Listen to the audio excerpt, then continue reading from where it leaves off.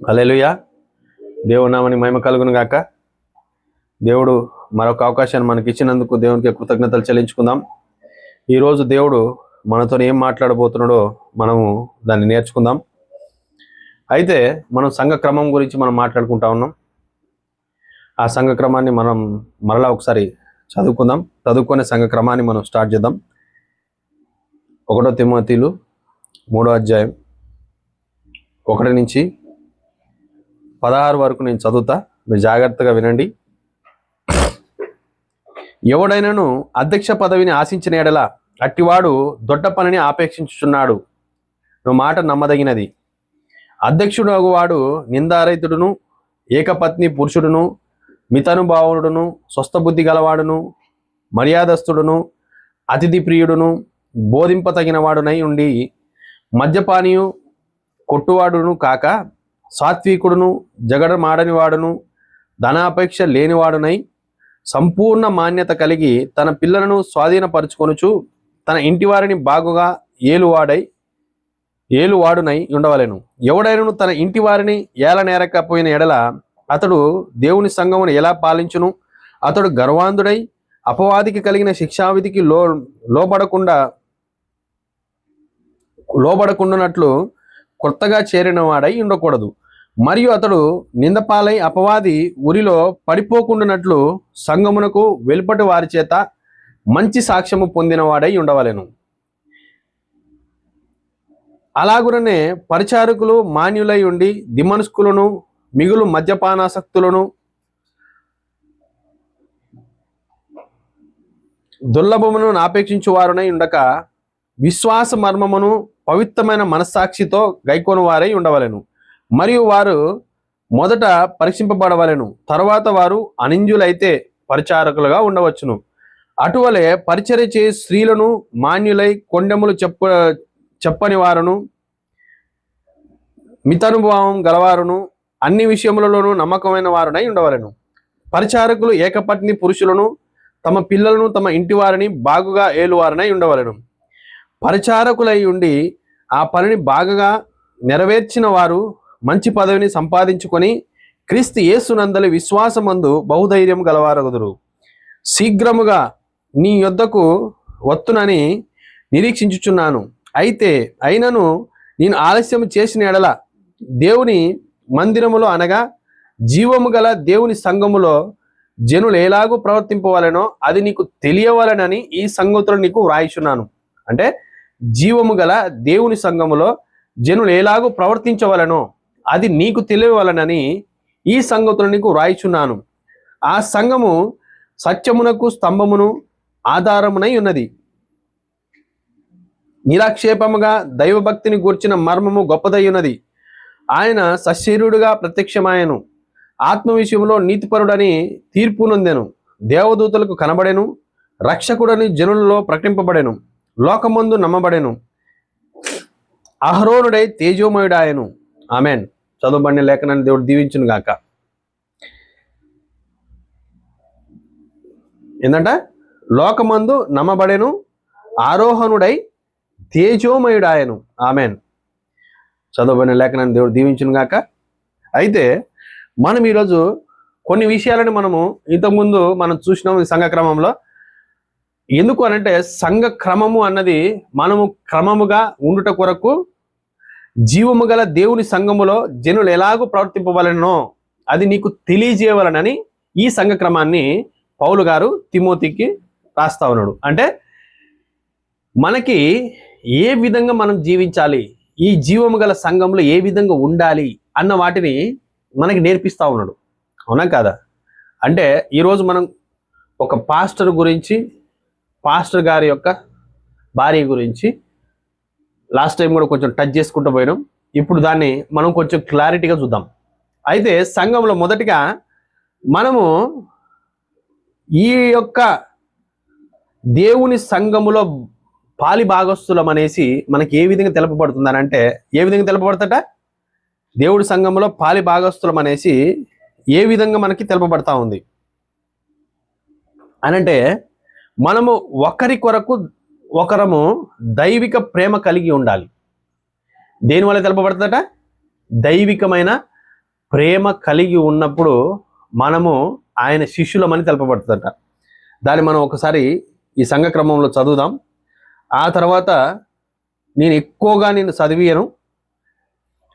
ఎందుకు అనంటే దేవుడు ఈ సంఘ క్రమంలో నుంచి మన మదిలో ఏదైతే పెడుతున్నాడో దాన్ని తీసుకొని నేను ముందుకు వెళ్ళడానికి ఇష్టపడతా ఉన్నాను. ఎందుకనంటే సంఘ క్రమము అన్నది క్రమములో ఉంచుట కొరకు.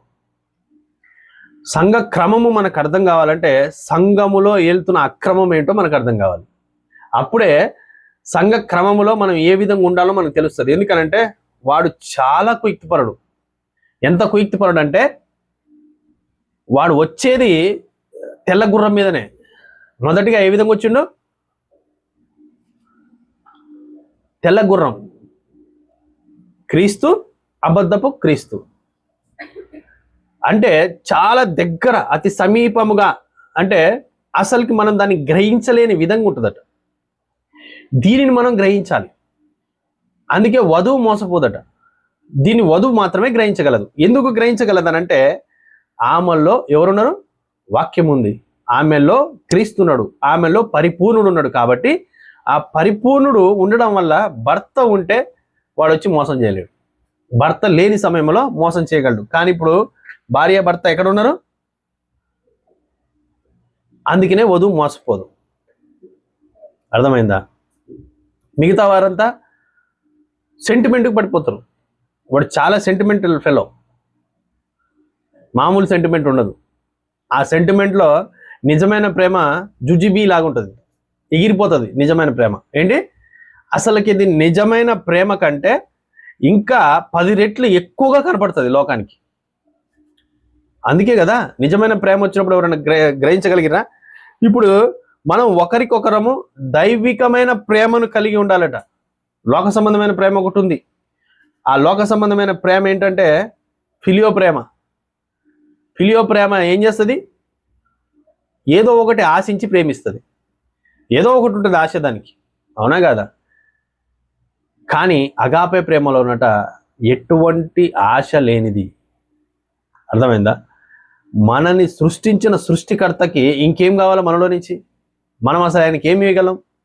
అందుకే ఒక కవి రాస్తా ఉంటాడు, ఆకాశమంత సిరాగా రాసినా కానీ నీ ప్రేమను నేను వర్ణించగలనా అంటాడు. అంటే ఆ ప్రేమను మనం వర్ణించలేం. అందుకనే సంఘానికి కావాల్సింది ఏంటంటే ఈ ఒకరికొకరు ప్రేమించుకునే ఆ ప్రేమ కావాలట. స్వచ్ఛమైన ప్రేమ. ఏ ప్రేమ అది? వాక్యములో ఐక్యతతో కూడుకున్న ప్రేమ కావాలి. అంతేగాని మనం ఏదో ఏర్పరచుకున్నది కాదు, మనం అనుకున్నది కాదు. అందుకనే ఏం మాట్లాడతారంటే ఇక్కడ ఒక్క నిమిషం,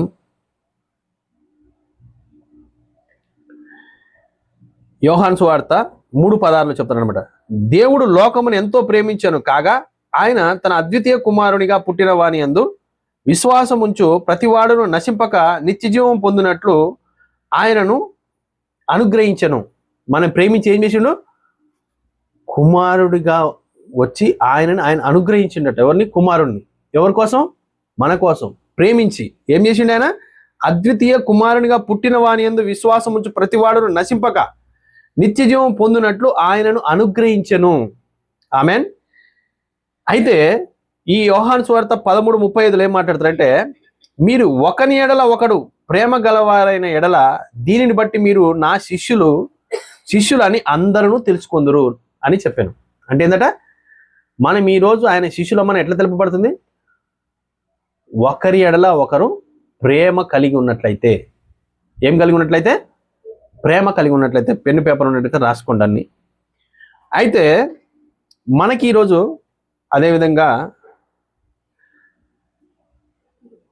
సంఘక్రమం అనే వర్తమానంలో నుంచి, మెసేజ్ హబ్లో నుంచి 8వ పేరాలో మాట్లాడుతున్నాడు ప్రేమ గురించి. దీన్ని చదివి నేను తర్వాత కొన్ని కోడ్స్ మీకు ఇస్తా. కానీ దేవుడు నాలో అంతరంగంలో పెట్టిన దాన్ని తీసుకొని కొంచెం ముందుకెళ్ళడానికి ఇష్టపడుతున్నా. అయితే ఇక్కడ 8వ పేరాల ఏం మాట్లాడుతున్నా, నేను నమ్ముచున్నాను మొదటిగా ఈ బ్రహ్మాం గుడారమునకు చెందిన ప్రతి సభ్యుడు లేదా ప్రతి ఆరాధికుడు ఒకరితో ఒకరు చాలా దైవికమైన ప్రేమ కలిగి ఉండాలి. ఏందట? ఈ సంఘ క్రమంలో బ్రహ్మాం టాబర్నాకిల్ ప్రవక్త గారి యొక్క వర్తమానం కింద ఉన్న సంఘాలకి ఆయన ఇచ్చేది ఏంటంటే, మీరు ఒకరిని ఎడల ఒకరు దైవికమైన ప్రేమను కలిగి ఉండండి. ఏం కావాలి? దైవికమైన ప్రేమ కావాలి. సంఘాలు ఈరోజు కరువైంది అదే, చాలా సంఘాలలో. ఎందుకు అనంటే దైవికమైన ప్రేమ లేదు. ఏం ప్రేమ ఉంది? అగాపే ప్రేమ లేదు, ఫిలియో ప్రేమ ఉంది. ఏంటంటే నా గుంపు, నాకు సంబంధించిన వాళ్ళు అనేసి ఆ ప్రేమ ఉంది, కానీ దైవికమైన ప్రేమ కనబడతలేదు. కానీ బ్రహ్మాం టాబర్నాకిల్కి ఇచ్చింది ఏంటి? ఈ యొక్క వర్తమానం కింద ఉన్న వారికి ఇచ్చింది ఏంటి? దైవికమైన ప్రేమ. ఒకరి పట్ల ఒకరు కలిగి ఉండండి. ఈ ప్రేమని మనం కలిగి లేకపోతే ఎటువంటి ప్రయోజనం లేదు. మనం ఎన్ని చెప్పుకున్నా, ఎన్ని మాట్లాడుకున్నా కానీ ఎటువంటి ప్రయోజనం లేదు. ఎందుకు అనంటే సాతాను కుయుక్తి ఏ విధంగా పనిచేస్తుందో నువ్వు గుర్తెరిగితే అక్కడి నుంచి నువ్వు తప్పించబడగలవట. ఎందుకనంటే ఆ ఉద్యమం రావడానికి 50 దినాలు పట్టింది. ఎక్కడ? మేడగదిలో. కానీ ఆ ఉద్యమం వచ్చిన తర్వాత వీళ్ళు పొందుకోవడానికి ఎంత టైం పట్టింది? చాలా తక్కువ టైం. కొద్దిసేపట్లోనే వాళ్ళకి అర్థమైపోయింది. ఎందుకంటే ఉపాధ్యాయుడు అక్కడికి వచ్చిండు. ఉపాధ్యాయుడు అక్కడికి వచ్చినప్పుడు పిల్లగానికి ఉన్న డౌట్స్ అన్నీ క్లియర్ అయిపోతాయి. ఎందుకనంటే అక్కడ చెప్తున్నాడు ఏం చేయాలి. మరి మేము ఇప్పుడు మీరు ఏదైతే పొందుకున్నారో మేము కూడా అది పొందుకోవాలంటే మేము ఏం చేయాలి మరి అనంటే మారు మనసు పొందండి. ఎందుకు? ఉపాధ్యాయుడు అక్కడికి వచ్చి మాట్లాడుతున్నాడు.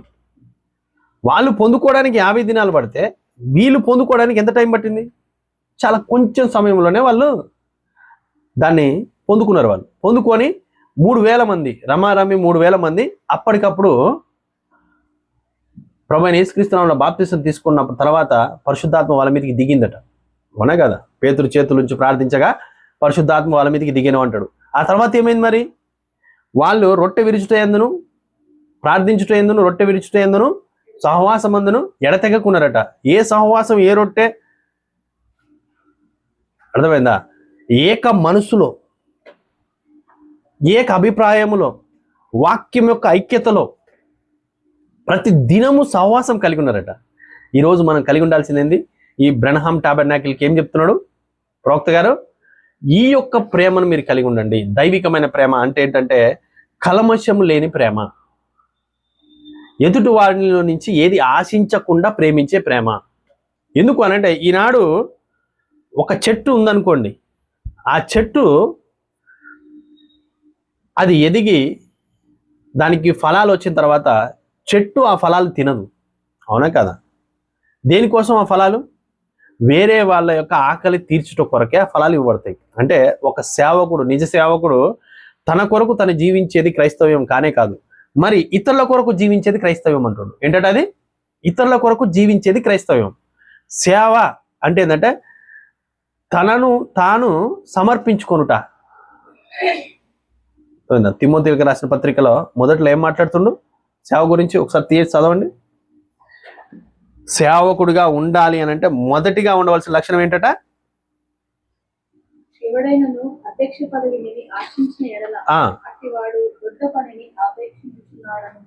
ఏం పని అంటే అది? ఏం పని అది? దొడ్డ పని. ఏం పని ఆశిస్తే? అధ్యక్ష పదవిని ఆశించేవాడు ఏ పదవిని ఆశిస్తుండు? దొడ్డ పదవిని ఆశిస్తున్నాడట. సేవకుడు, సేవ చేసేవాడు సేవకుడు. అర్థమైందా? అందుకనే మనము దైవికమైన ప్రేమని కలిగి లేకుండా వాడేం చేస్తున్నాడంటే కుయుక్తిపరుడు సంఘాల్లో దూరి ఆ ప్రేమని ఇరగొట్టేస్తా ఉన్నాడు. అర్థమైందా? ఎట్లా? కొంతమంది బోధకుల్లో బోధ ఉంటుంది కానీ వివేచన ఉండదు. దీని వలన సంఘాలు ఇరిగిపోతాయి. ఎందుకనంటే బోధించినప్పుడు నీవు ప్రేమ గురించి నువ్వు చదివినప్పుడు నీకు అర్థమయ్యే విధానం వేరు. నీకేం అర్థమవుతుంది?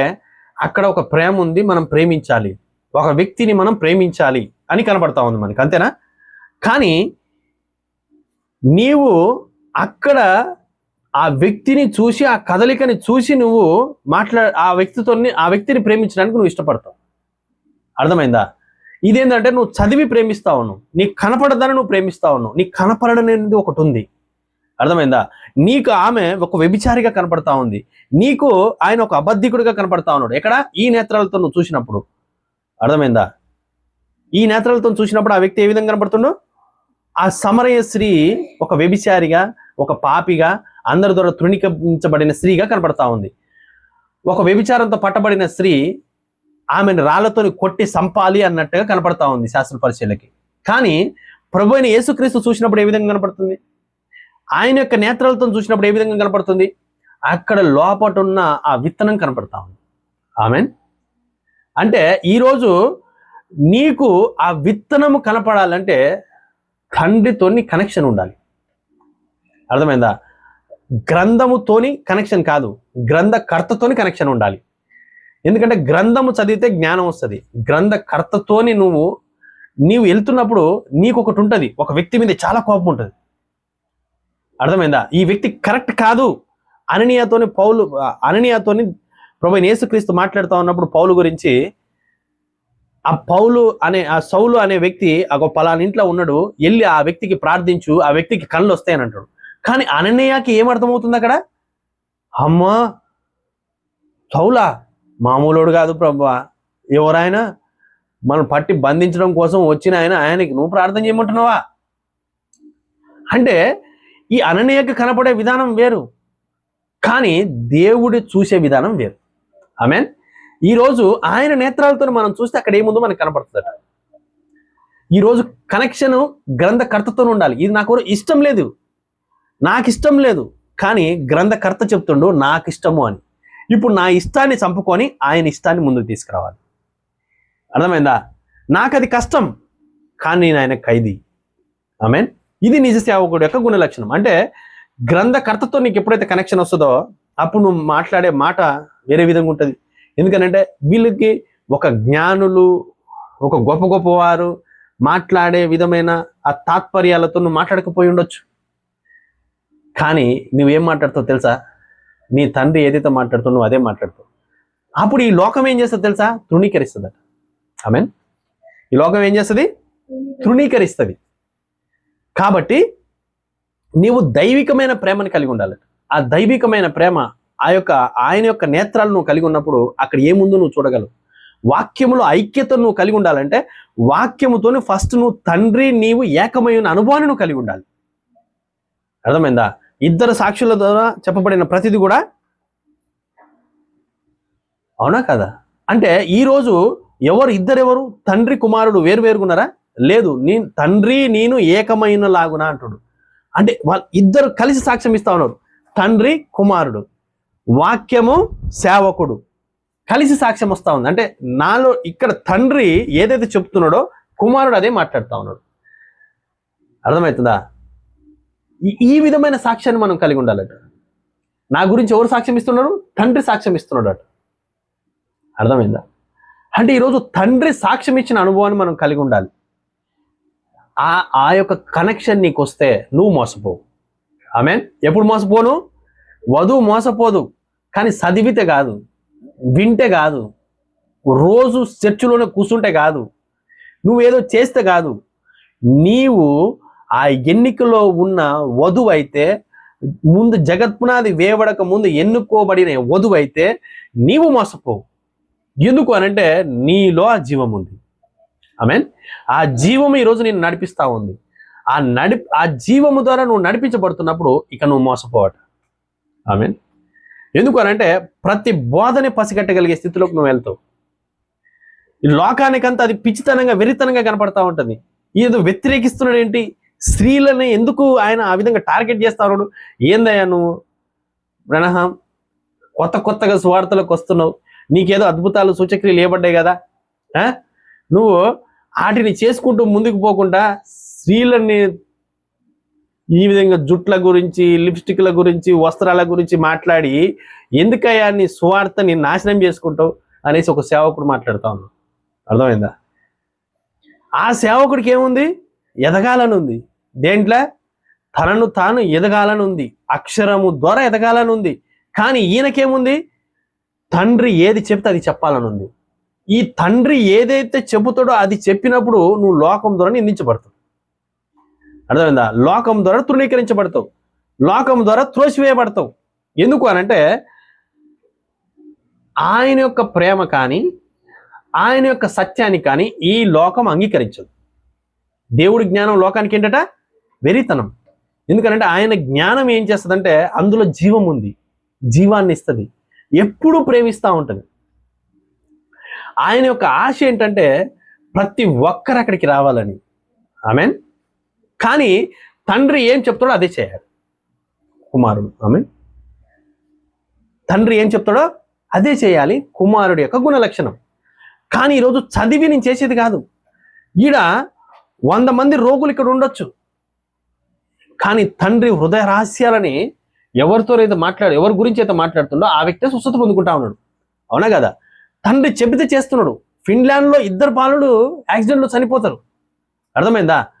కానీ ఒక బాలుడు చనిపోతాడు, ఇంకొక బాలుడు అస్వస్థతతో హాస్పిటల్లో పడి ఉంటాడు, సాగు బతుకుల్లో ఉన్నాడు. ఫిన్లాండ్ బాలుడు గురించి ప్రవచనం వచ్చింది, అర్థమవుతుందా? దర్శనం వచ్చింది. ఆ దర్శనాన్ని ఆయన ఏం చేస్తుండు? బైబిల్లో రాసుకొని పెట్టుకోమంటుండు. బైబిల్లో రాసుకొని పెట్టుకున్నారు. బైబిల్లో రాసుకొని పెట్టుకున్న తర్వాత ఆ రోజు ఫిన్లాండ్ బాలుడు ఎప్పుడైతే చనిపోతాడో అక్కడి నుంచి ఆయన చూసేటట్టుగా చేస్తా ఉన్నాడు దేవుడు. చూసినప్పుడు అక్కడ దూరానే ఏంది, అక్కడ గుంపులు ఉన్నారేంటి అనేసి వీళ్ళిద్దరు అక్కడికి వచ్చిన తర్వాత వెంటనే ఆ దర్శనాన్ని ఓపెన్ చేస్తుండు దేవుడు, అర్థమైందా? ఆ దర్శనాన్ని ఓపెన్ చేయగానే అక్కడ ఉన్న ఫిన్లాండ్ బాలుడు ఆ విధంగా చెల్లాచెదురైపోయినాయి, అవన్నీ గుర్తుకొస్తా ఉన్నాయి ఆయనకి. ఇవన్నీ చూసిన తర్వాత అప్పుడు ప్రార్థన చేస్తాడు. ప్రార్థన చేసినప్పుడు ఏమైనాయి? అన్ని భాగాలు మరలా అతికి ఆ వ్యక్తిని మరలా జీవంతో లేపడం మనం చూస్తా ఉన్నాం. ఆమేన్. ఇదేంటంటే తండ్రి ఇచ్చింది. అదే విధంగా ఆ తల్లి ఇంకొక కుమారుడు యొక్క తల్లి చూసింది. చూసి ఏం చేస్తుంది? అయ్యా మా కుమారుడు గురించి ప్రార్థన చేయి, మా కుమారుని కూడా బతికించు. అమ్మా నాకు దేవుడు చూపెట్టలేదు. ఏందట? దేవుడు చూపెట్టలేదు. ఇది మనిషి యొక్క శక్తి కాదు. ఆయన ప్రవక్త గారు బ్రహ్నాము ఏదో చేస్తే జరగలేదు. అక్కడ ఎవరు చేసిరు? అక్కడ దేవుడు ప్రవక్తలో నుంచి మాట్లాడుతా ఉన్నాడు, ప్రవక్త గుండా చేస్తా ఉన్నాడు. కానీ చేసేది ఆ వ్యక్తి కాదు, ఆ వ్యక్తిలో ఉన్న దేవుడు. అర్థమవుతుందా?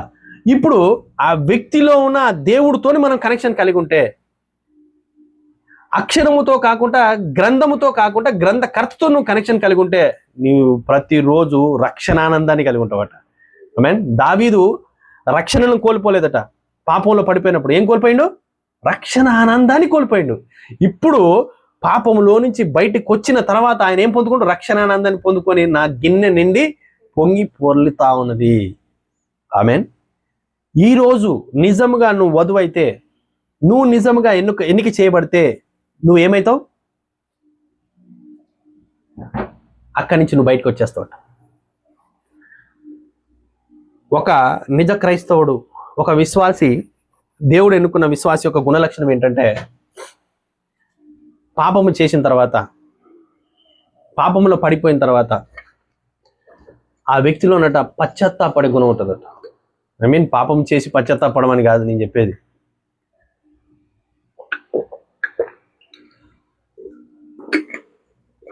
అర్థమైందా? పాపము చేసి పశ్చాత్తాపడమని కాదు. అనుకోకుండా అన్ఫార్చునేట్లీ వధువు ఇంకా ఆమె యొక్క స్థానంలోకి ఆమె రాకపోతే ఏమవుతుంది? భర్త కింద లేకపోతే ఏమవుతుంది? మోసపోతుంది. అవునా కదా? ఎప్పుడు మోసపోదామా మరి? వాక్యము యొక్క ఆ సర్కిల్లోకి వచ్చినప్పుడు. అర్థమైందా? వాక్యం యొక్క సర్కిల్లోకి రాకపోతే ఆమె మోసపోతుంది. అందుకనే వధువు ఇప్పుడు ఆ స్థానంలోకి రావాలంటుండు.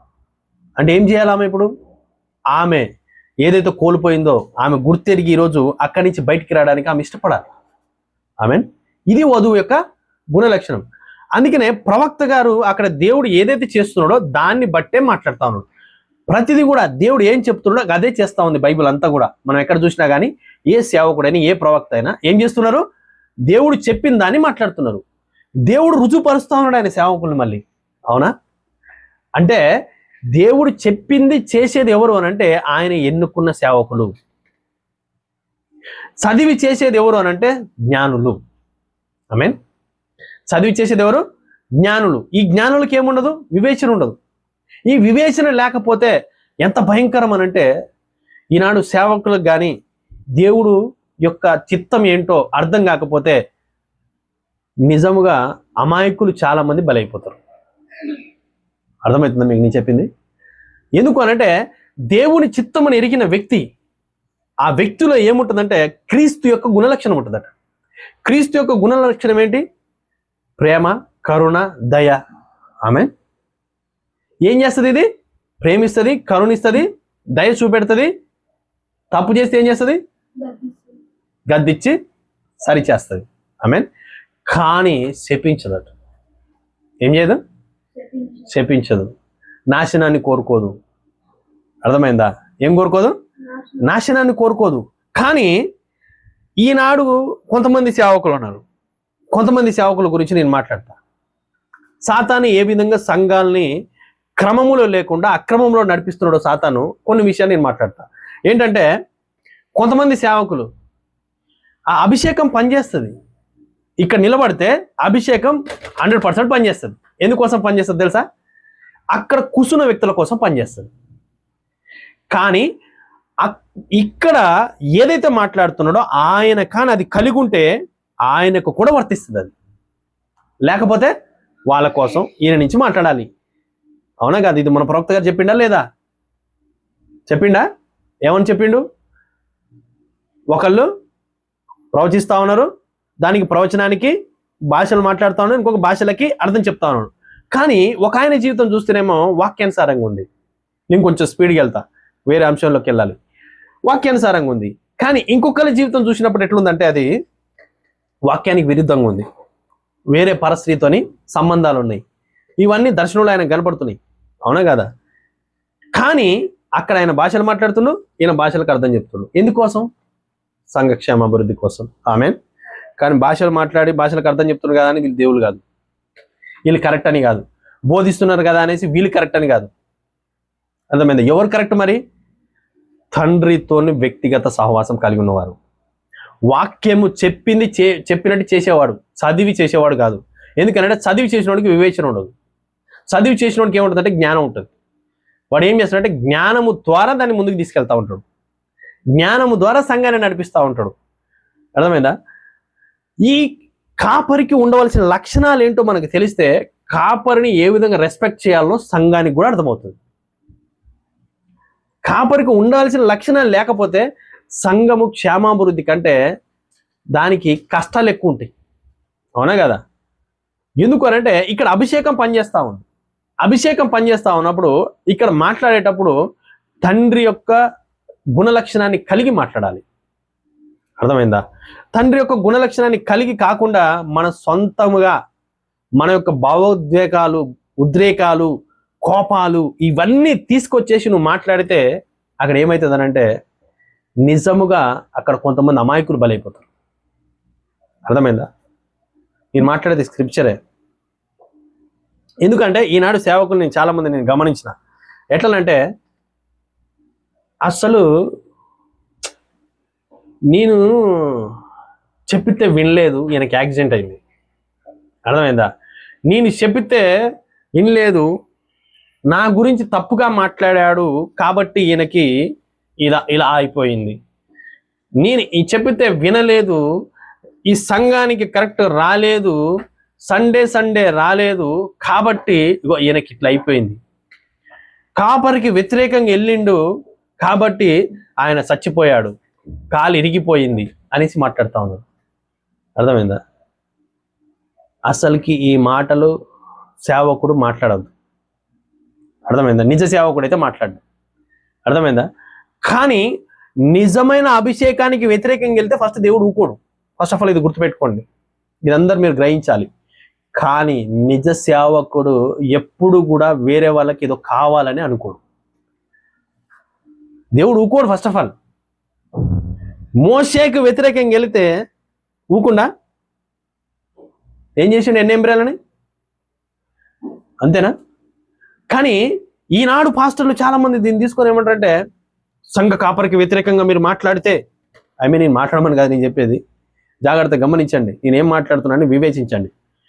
మాట్లాడితే మోషేకి వ్యతిరేకంగా మాట్లాడినప్పుడు ఏం జరిగిందో మీకు కూడా ఎన్నేంబ్రాలకు పట్టిన గతే పడుతుంది అంటాడు. అసలు వాళ్ళు మాట్లాడింది సత్యానికి వ్యతిరేకంగా. దేనికి? సత్యానికి వ్యతిరేకంగా మాట్లాడితే, జాగ్రత్తగా ఇది గమనించాలి. సాతాను ఏ విధంగా మోసం చేస్తాడో మీరు గమనించండి. సత్యానికి వ్యతిరేకంగా మాట్లాడితే దేవుడు ఊరుకోడు. అసత్యానికి కాదు, నువ్వేదో తప్పు చేస్తే అడిగితే కాదు. అర్థమవుతుందా? ఫస్ట్ జాగ్రత్తగా గమనించాలి. తప్పు చేసినప్పుడు నిన్ను అడిగితే దేవుడు ఆ వ్యక్తిని శపించాడు. నీవు కరెక్ట్ అనాయింటింగ్లో ఉన్నప్పుడు, నీవు కరెక్టే చేసినప్పుడు నీ గురించి తప్పు మాట్లాడితే దేవుడు ఊరుకోడు. అంటే వాక్యానికి వ్యతిరేకంగా మాట్లాడితే దేవుడు ఊరుకోడు. అదేవిధంగా అభిషేకములో నడిపించబడిన వ్యక్తి పడిపోయినా కానీ ఆ వ్యక్తిని నిందిస్తే కూడా దేవుడు ఊరుకోడు. ఎందుకంటే అభిషేకం అక్కడ పనిచేసింది. ఎవరు? నీతిమంతుడు, ఎన్నిక చేయబడినవాడు నోవాహు. అర్థమైందా? కానీ ఆయనని హేళన చేసి వ్యతిరేకంగా మాట్లాడితే దేవుడు ఊరుకుండా శిక్షించాడు. దీన్ని మీరు జాగ్రత్తగా క్యాచ్ చేయాలి నేనేం మాట్లాడుతున్నాను. అర్థమైందా? అప్పుడే అక్కడ ఏముందో మీకు అర్థమవుతుంది. నిజ సేవకుడు యొక్క గుణలక్షణం ఏంటంటే ఒక వ్యక్తి యొక్క మేలును కోరుకునేదట. మీరు ఒకసారి బైబిల్ తీయండి, నిర్గమకాండం 32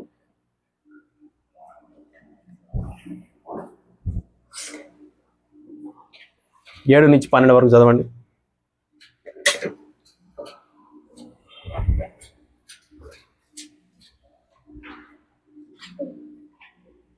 నిర్గమకాండం 32 7 నుంచి 12 వరకు చదవండి. కాగా యెహోవా మోషేతో ఇట్లనెను, నీవు దిగి వెళ్ళుము. ఐగుప్తు దేశం నుండి నీవు రప్పించిన నీ ప్రజలు చెడిపోయిరి. నేను వారికి నియమించిన త్రోవ నుండి త్వరగా వీళ్ళు ఏందంట? ఏమైర్రు? ఫస్ట్ ప్రజలు చెడిపోయిర్రు. చెడిపోయిరి. త్రోవ నుండి త్వరగా తొలగిపోయి తమకు నేను వారికి నియమించిన త్రోవ నుండి త్వరగా తొలగిపోయి తమ కొరకు పోత పోసిన దూరను చేసుకుని దానికి సాగిలపడి బలిని అర్పించి, ఓయి ఇశ్రాయేలు, ఐగుప్తు దేశం నుండి నిన్ను రప్పించిన నీ దేవుడు ఇదే అని చెప్పుకొనెదరు. మరియు యెహోవా ఇట్లనెను, నేను ఈ ప్రజలను చూచి ఉన్నాను, ఇదిగో వారు లోబడనొల్లని ప్రజలు. కావున నీవు ఊరుకుందుము, నా కోపం వారి మీద మండును, నేను వారిని కాల్చివేసి నిన్ను గొప్ప జనముగా చేసేదనని మోషేతో చెప్పగా, మోషే తన దేవుడైన యెహోవాను బ్రతిమాలుకొని, యెహోవా నీవు మహాశక్తిగా నిన్ను గొప్ప జనముగా చేసేదను, నువ్వు తప్పుకో, నేను వాళ్ళని నాశనం చేస్తా అనేసి ఎవరు మాట్లాడుతున్నారు? యెహోవా దేవుడు చెప్తున్నాడు. చెప్పినప్పుడు మోషే ఏమంటుండు? మోషే తన దేవుడైన యెహోవాను బ్రతిమాలుకొని ఏం చేస్తున్నట? బ్రతిమాలుకుంటుండు. ఎవరి కోసం? పాపం చేసిరు వాళ్ళు, వ్యతిరేకంగా మాట్లాడారు. కానీ క్రీస్తు యొక్క గుణలక్షణం ఏంటట? చదువు. మోషేలోకి వచ్చినప్పుడు ఏం చేసిండు? యెహోవా నీవు మహాశక్తి వలన బాహుబలము వలన ఐగుప్తు దేశంలో నుండి రప్పించిన నీ ప్రజల మీద నీ కోపం మండనేలా? అయ్యా, నీవు ఐగుప్తు నుంచి నువ్వు బయటికి తీసుకొచ్చినావు వీళ్ళని, వాళ్ళ మీద నీ కోపం మండనేలా? ఒకవేళ నీవు ఇక్కడ అరణ్యంలో వీళ్ళని చంపేస్తే ఏమంటారట? అయ్యో, ఐగుప్తు నుంచి ఇక్కడ తీసుకొచ్చేసి చంపేసి అనరా ప్రభువా అనేసి ఏం చెప్తుండు? మోషేని బట్టి దేవుడు ఏం చేస్తుండు? కింద చదవండి. ఆయన కొండలలో వారిని చంపునట్లు, భూమి మీద నుండి వారిని నశింప చేయనట్లును, కీడు కొరకే వారిని తీసుకొని పోయేనని ఐగుప్తీయుడు ఎలా చెప్పుకొనవలెను. ఈ కోపాగ్ని నుండి మల్లుకొని నీవు నీ ప్రజలకు ఈ కీడు చేయక దాని గురించి సంతాపపడును.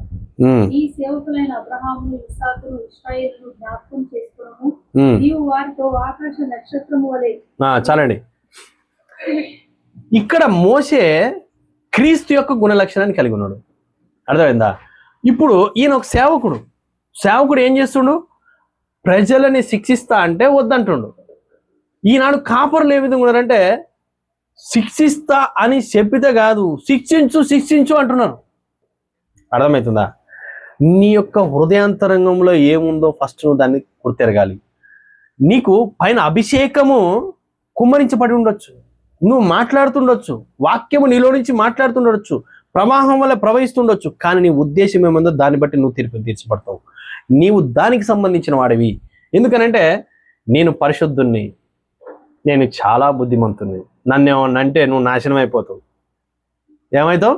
నువ్వు నాశనం అయిపోతావు. నువ్వు ఎందుకు అనంటే నువ్వు నన్ను అంటావు.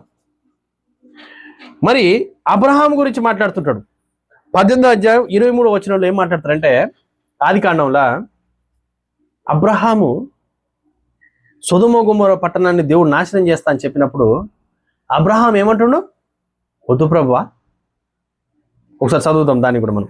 ఆది కాండం 18వ అధ్యాయం 23వ వచనం. మరి దేవుడు దీన్ని కొంచెం వేరే విధంగా తీసుకుపోతా ఉన్నాడు, దాన్ని మనం చూద్దాం. అప్పుడు అబ్రహాము సమీపించి ఇట్లనెను, దుష్టులతో కూడా నీతిమంతులను నాశనము చేయుదువా? ఏందట? పట్టణములో దుష్టులతో కూడా నీతిమంతులని నాశనము చేయుదువా? ఆ పట్టణంలో ఒకవేళ 70 మంది నీతిమంతులు విడల దానిలో ఉన్న 70 మంది నీతిమంతుల నిమిత్తము ఆ స్థలము నాశనం చేయక కాయవా?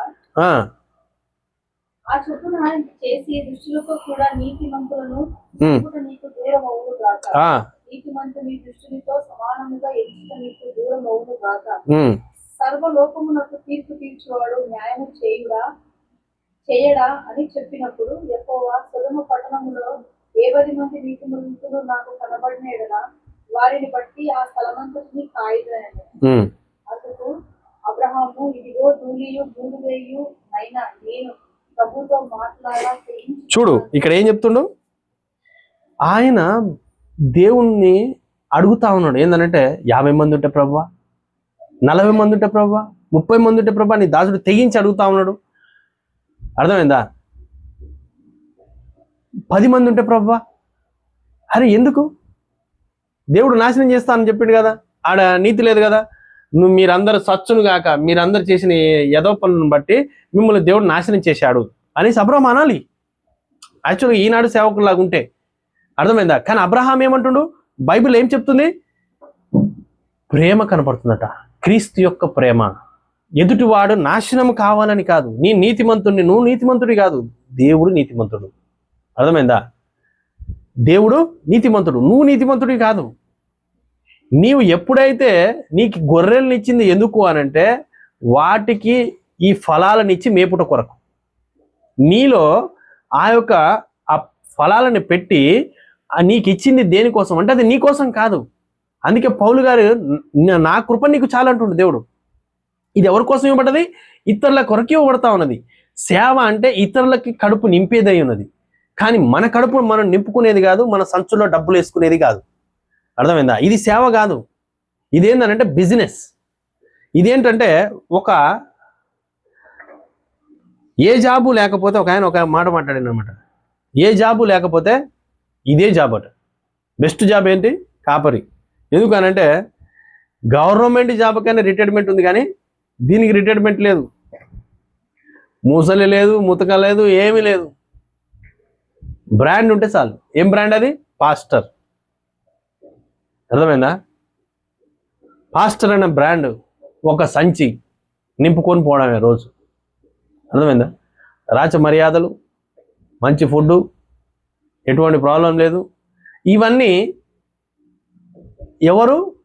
నిజ సేవకులు కోరుకునేది కాదు. ఇది ఎవరు కోరుకుంటారు? ఇది ఈ యొక్క వాని యొక్క కుయుక్తి ద్వారా తీసుకురాబడిన సేవకులు. అర్థమైందా? ఈ సేవకులు ఉండే గుణలక్షణాలు ఏంటి? ఒక విశ్వాసినే భక్షించే గుణలక్షణాలు. అర్థమైందా? ఆ యొక్క సహోదర ప్రేమని విరగగొట్టే లక్షణాలు. ఆ ప్రేమను విరగగొట్టి విడదీసి సంఘాల నుంచి వేరు చేసి, అర్థమైందా, ఎవరినో ఒకరిని అక్కడ నిలబెట్టి వాళ్ళకి సంబంధించిన వారికి సపోర్ట్ చేయడం. ఇది ఎవరి లక్షణం? ఇది వాని యొక్క కుయుక్తి లక్షణం. మాట్లాడితే కాపరికి వ్యతిరేకంగా మాట్లాడితే చచ్చిపోతారు. అర్థమైందా? కాపరికి వ్యతిరేకంగా మాట్లాడమని కాదు నేను మాట్లాడేది. ఏంటట? వాక్యానికి వ్యతిరేకంగా నువ్వు ప్రవర్తించినట్లయితే. అర్థమైందా? సత్యం ఎప్పుడు దేనికి వ్యతిరేకం? అసత్యానికి. భార్య ఎప్పుడైతే తన యొక్క స్థానాన్ని ఆమె గుర్తెరుగుతుందో, ఆ గుర్తెరిగిన తర్వాత అసత్యము భర్త ఇంట్లో ఏలితే ఆమె చూడలేదు, ఆమె సహించదు. వీళ్ళు అనుకుంటున్న ప్రేమ కాదు ఆమెలో ఉంది. ఆమె ప్రేమ ఏంటంటే తండ్రి చిత్తముని నెరవేర్చుట, భర్త ఏమి చెప్పితే అది చేయుట, భర్త యొక్క చిత్తం ఏమైందో ఎరిగి దాని ప్రకారంగా జీవించడమే భార్య యొక్క గుణలక్షణం. అవునా కాదా? అంటే ఈ భార్య ఏ విధంగా ఉంటుంది? భర్త ఏం చెప్తే అది చేసేది ఉందన్నమాట. అంతేగాని ఆమె ఆ స్థానానికి రాకపోతే ఆమె కూడా ఏ విధంగా ఉంటుంది అంటే నటించేదిగా ఉంటుంది. నటించేది ఏ విధంగా ఉంటుంది? నిజంగా ఈనాడు సేవకుల వల్లనే, బోధకుల వల్లనే ఈ సంఘాలు ఎదగలేకపోతా ఉన్నాయి. ఎందుకు అనంటే వాళ్ళకి నచ్చిన బోధకులను ఎన్నుకుంటున్నారట. ఏం చేస్తారు? ఈనాడు 5-fold మినిస్ట్రీ ఉంది, 5-fold మినిస్ట్రీ. కానీ ఒకటే పాస్టర్ మినిస్ట్రీ, సుబ్బిశెట్టి మినిస్ట్రీ అయిపోయింది. ఇది ఏ మినిస్ట్రీ? ఇది సుబ్బిశెట్టి మినిస్ట్రీ. ఏందట? ఎవరిని రానిత్తలేరు. ఎవెంజలిస్టులు బాయ్, ప్రవక్తలు ఎడిపోయారు, సువార్థికులు ఎడిపోయారు, అందరు ఎడిపోయారు, కాపర్లు ఒక్కలే కనపడతారు. ఆ సుబ్బిశెట్టి ఇంకొక సుబ్బిశెట్టిని పిలుస్తాడు, ఈ సుబ్బిశెట్టి ఆ సుబ్బిశెట్టిని పాస్టర్ పాస్టర్ పాస్టర్ పాస్టర్ అంతే. అర్థమైందా? కానీ ఈరోజు నిజ సేవ లేదు, చాలా తక్కువ, రేర్గా కనపడతా ఉంటాయి. అందుకనే అభిషేకము పని చేయడము అంతే రేరుగా కనపడతా ఉంది. అర్థమైందా? అంతే రేరుగా అభిషేకం పనిచేయడం కూడా కనపడతా ఉంది. ఎందుకనంటే ఇవన్నీ ఈరోజు సుబ్బిశెట్టి మినిస్ట్రీలు అయిపోయినాయి. నా తర్వాత నా కొడుకు, నా కొడుకు తర్వాత నా కొడుకు కొడుకు, కొడుకు తర్వాత కొడుకు కొడుకు. గవర్నమెంట్ జాబ్ కూడా నెక్స్ట్ ఇంకొకటి కొడుకు ఇస్తలేదు. ఇప్పుడు అయిపోయింది.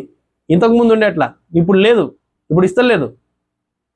అర్థమైందా? సెంట్రల్లో ఏమో ఉండొచ్చేమో, కానీ ఇప్పుడు సేమ్ ఇందులో కూడా పాస్టర్ కొడుకు పాస్టర్. కాలింగ్ ఉందా? దేవుడు ఎన్నుకున్నాడా? దేవుని చిత్తంలో ఉందా? లేదు. తర్ఫీదు ఇవ్వాలి, ఎక్కిచ్చేయాలి. ఏం చేయాలి? తర్ఫీదు ఇవ్వాలి, ఎక్కిచ్చేయాలి. ఇదేంటి? ఇదంతా అక్రమం. ఇది క్రమం కాదు, అక్రమం. ఇది దేవుడు ఎన్నుకుంటే రుజుపరుస్తాడు. అవునా కాదా? కానీ ఈరోజు చాలా మంది తర్ఫీదులు పొందుకుంటా ఉన్నారు సంఘాలల్లో. అర్థమైందా?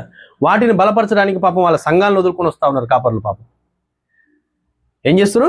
వాళ్ళ సంఘాలు వాళ్ళకి ఇవ్వబడిన సేవల్ని వదిలేసుకొని వచ్చి సంఘంలో ఉన్న ప్రేమను, ఐక్యతని విరగొట్టేసి, అందరినీ ఎలగొట్టడానికి కావలసిన బోధనిచ్చి, బాబా బోధకులు ఇల్లు. అర్థమైందా? ఇచ్చి ఏం చేస్తారు?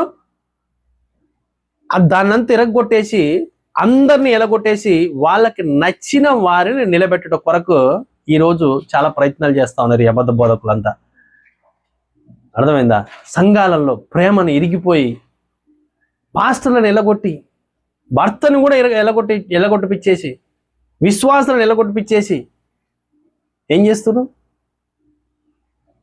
ఒక పాస్టర్ వచ్చి తన కుటుంబాన్ని వదిలేసి వచ్చేసి ఈ సంఘంలోకి వచ్చి ఇక్కడున్న విశ్వాసులందరినీ చెల్లాచెదరు చేసి ఒక గ్రూపుని ఏర్పరిచి ఏం చేస్తారు? సంఘాలను విచ్ఛిన్నం చేసి దేవుడు వాక్యానికి వ్యతిరేకంగా వాళ్ళు అనుకున్న వారికి పట్టాభిషేకాన్ని కడతా ఉన్నారు. అర్థమైందా? ఈ మాట నేచురల్ నేను మళ్ళీ మాట్లాడదలుచుకోలేదు, కానీ ఆ సంఘంలో నుంచి కొంతమంది విశ్వాసులు పాపం బాధపడతా ఉన్నప్పుడు మరలా ఈ మాటని మాట్లాడాల్సి వస్తూ ఉంది. అర్థమైందా? ఎందుకు అనంటే ఇటువంటి వారిని జాగ్రత్తగా మనం గమనించాలి. బోధ కాదు కావాల్సింది ఈరోజు, వివేచన. ఏం కావాలి? వివేచన కావాలి. వివేచన లేకుండా నువ్వు ఎంత బోధ చేసినా కానీ ప్రయోజనం లేదు. బోధ సాతాను ముందు ఫస్ట్ ప్రీచర్ వాడే ఏదైనాలో. అవునా కాదా? ప్రీచింగ్ చేసిండా? మంచి బోధకుడైనా? వానికి మంచి టాలెంట్ ఉందా? అన్నీ ఉన్నాయి. కానీ నిజ బోధకుడికి ఏముందంటే వివేచన ఉంటుందట. అక్కడ ఏముందో గ్రహిస్తాడట.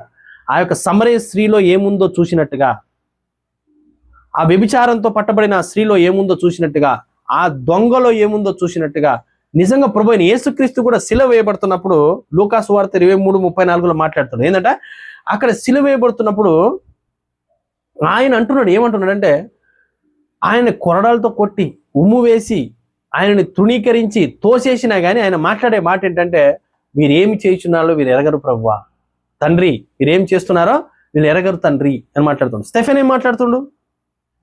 వీరేమి చేస్తున్నారో వీరు ఎరగరు, క్షమించండి తండ్రి. అది నిజ సేవకుడు మాట్లాడే మాట. ఎందుకంటే ఒక వ్యక్తి నాశనం కావాలని కోరుకునేవాడు నిజ సేవకుడు కాదు. అర్థమైందా? నన్ను అన్నాడు కాబట్టి నాకు ఇట్లా అయింది. అసలు నేను కాపరిగా పెట్టిందే ఎందుకు అనంటే వాడి గురించి ప్రార్థించుట కొరకు. అర్థమైందా? నీవే అనని అంటే ఆడేపోతాడులే, నువ్వెందుకు సేవకుడు అయినావు అప్పుడు? నీలో ఎందుకు పెట్టిండు ఆ ఫ్రూట్ని? అర్థమైందా? ఎందుకు నీకు ఇచ్చిండు దాన్ని? నీ రివెంజ్ తీర్చుకోవడానికా? నువ్వు కనపరుచుకోవడానికా? కాదు. నిజ సేవకుడు అని అంటే ఆ సేవకుడు ఇతరుల గురించి ఆలోచించేవాడై ఉంటాడట. ఇతరులు పాపంలో ఉన్నా కానీ వాళ్ళ గురించి ప్రయాసపడి ప్రార్థించేవాడట. వాళ్ళ భారాలని ఈయన తీసుకునేవాడట. నేను నిజంగా కొన్ని డినామినేషన్ సంఘాల్లో నేను చూస్తూ ఉంటా. ఏంటంటే వాళ్ళ గురించి భారం కలిగి ప్రార్థించే వారిని చూస్తూ ఉంటాను. కానీ ఈనాడు అట్లా లేదు. వాళ్ళు తెచ్చింది భక్షించాలి, వాళ్ళని చెప్పించాలి. అర్థమైందా? ఈనాడు సేవ ఈ విధంగా తయారైపోయింది. అర్థమైందా? ఎలీషా ఆయనను బోడివాడ అని పిలుస్తా ఉన్నప్పుడు ఎలీషా ఆ 40 మంది పిల్లల్ని, అర్థమవుతుందా, చెప్పించినప్పుడు ఆ ఎలుగుబంట్లు వచ్చేసి చీల్చి చంపేస్తాయి. అవునా కదా? దీన్ని ప్రవక్త గారు మాట్లాడుతూ ఏమంటాడంటే ఆ విధంగా చేసి ఉండకుండా ఉండాల్సింది. ఎందుకట? అర్థమైందా? నిజ సేవకుడు యొక్క గుణలక్షణం ఎదుటి వ్యక్తి నశించిపోకుండా ఉండాలనేసి చివరి వరకు ప్రయత్నించేదట. కానీ ఆ వ్యక్తి చేసిన దానిని బట్టి నశిస్తాడు. కానీ శపించే గుణలక్షణం సేవకుల్లో ఉండదు. హృదయంతరంగంలో ఉండదు. బయటికి మాట్లాడకపోవచ్చు. తర్వాత అయిపోయిన తర్వాత వచ్చేసి చూసినవా, పుల్పిట్ మీద నిలబడి చూసినవా, ఎట్లయిందో చూసినవా, ఆనాడు శపించాడు, ఈ విధంగా అయిపోయింది. ఇదంతా అక్రమము. ఏంటిది? అక్రమం. అదే సేవ మరలా మన ప్రవక్త గారి దగ్గరికి వచ్చినప్పుడు, మన ప్రవక్త గారు ఆ పుల్పిట్ మీద నిలబడి ప్రసంగం చేస్తా ఉన్నప్పుడు అక్కడ ఒక స్త్రీ ఒక పురుషుడు అసభ్యంగా ప్రవర్తిస్తూ ఉంటే పరిశుద్ధాత్ముడు పక్క నుంచి నిలబడి, బ్రహ్మాం ఇప్పుడు పలుకు, నువ్వు ఏం చెబితే అది జరుగుతుందట. అక్కడ మీరు ఈ విధంగా చేసిరు కాబట్టి, దేవుడు సన్నిధిని నాశనం చేసిరు కాబట్టి వీళ్ళిద్దరు చచ్చిపోను గాక. ఏంటి? చూస్తే చాలా మంచిగా నిజంగానే కనబడుతుంది అట్లా కదా? అవునా కదా? నీ నేత్రములతో నువ్వు చూసి నీ మనసుతో నువ్వు ఆలోచించినట్టయితే నువ్వు వాళ్ళని క్షమించేస్తావు. కానీ దైవికమైన ప్రేమలో నిండబడితే నువ్వు వాళ్ళని క్షమిస్తావట. అందుకే ప్రవక్త గారు ఏమంటున్నాడు? వాళ్ళిద్దరిని నేను క్షమిస్తున్నా. ఆమేన్. ఇది నిజ సేవకుడు యొక్క గుణ లక్షణం. కానీ వీళ్ళేంటి? నన్ను అన్నాడు కాబట్టి స్టేజ్ మీద చెప్పుకోవడానికి అసలు యాక్చువల్గా అయితే సిగ్గు ఉండాలి.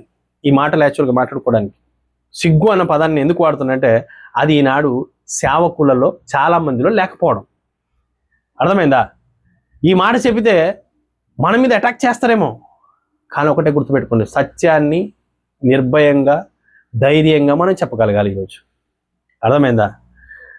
ఇన్ని రోజులు అసత్యముతో ఉన్న వారిని వీళ్ళు సత్యం అనుకుంటూ మాట్లాడుతూ వీళ్ళ మీద ఉన్న అభిషేకాన్ని బట్టి వాళ్ళతో మాట్లాడి వాళ్ళ మీద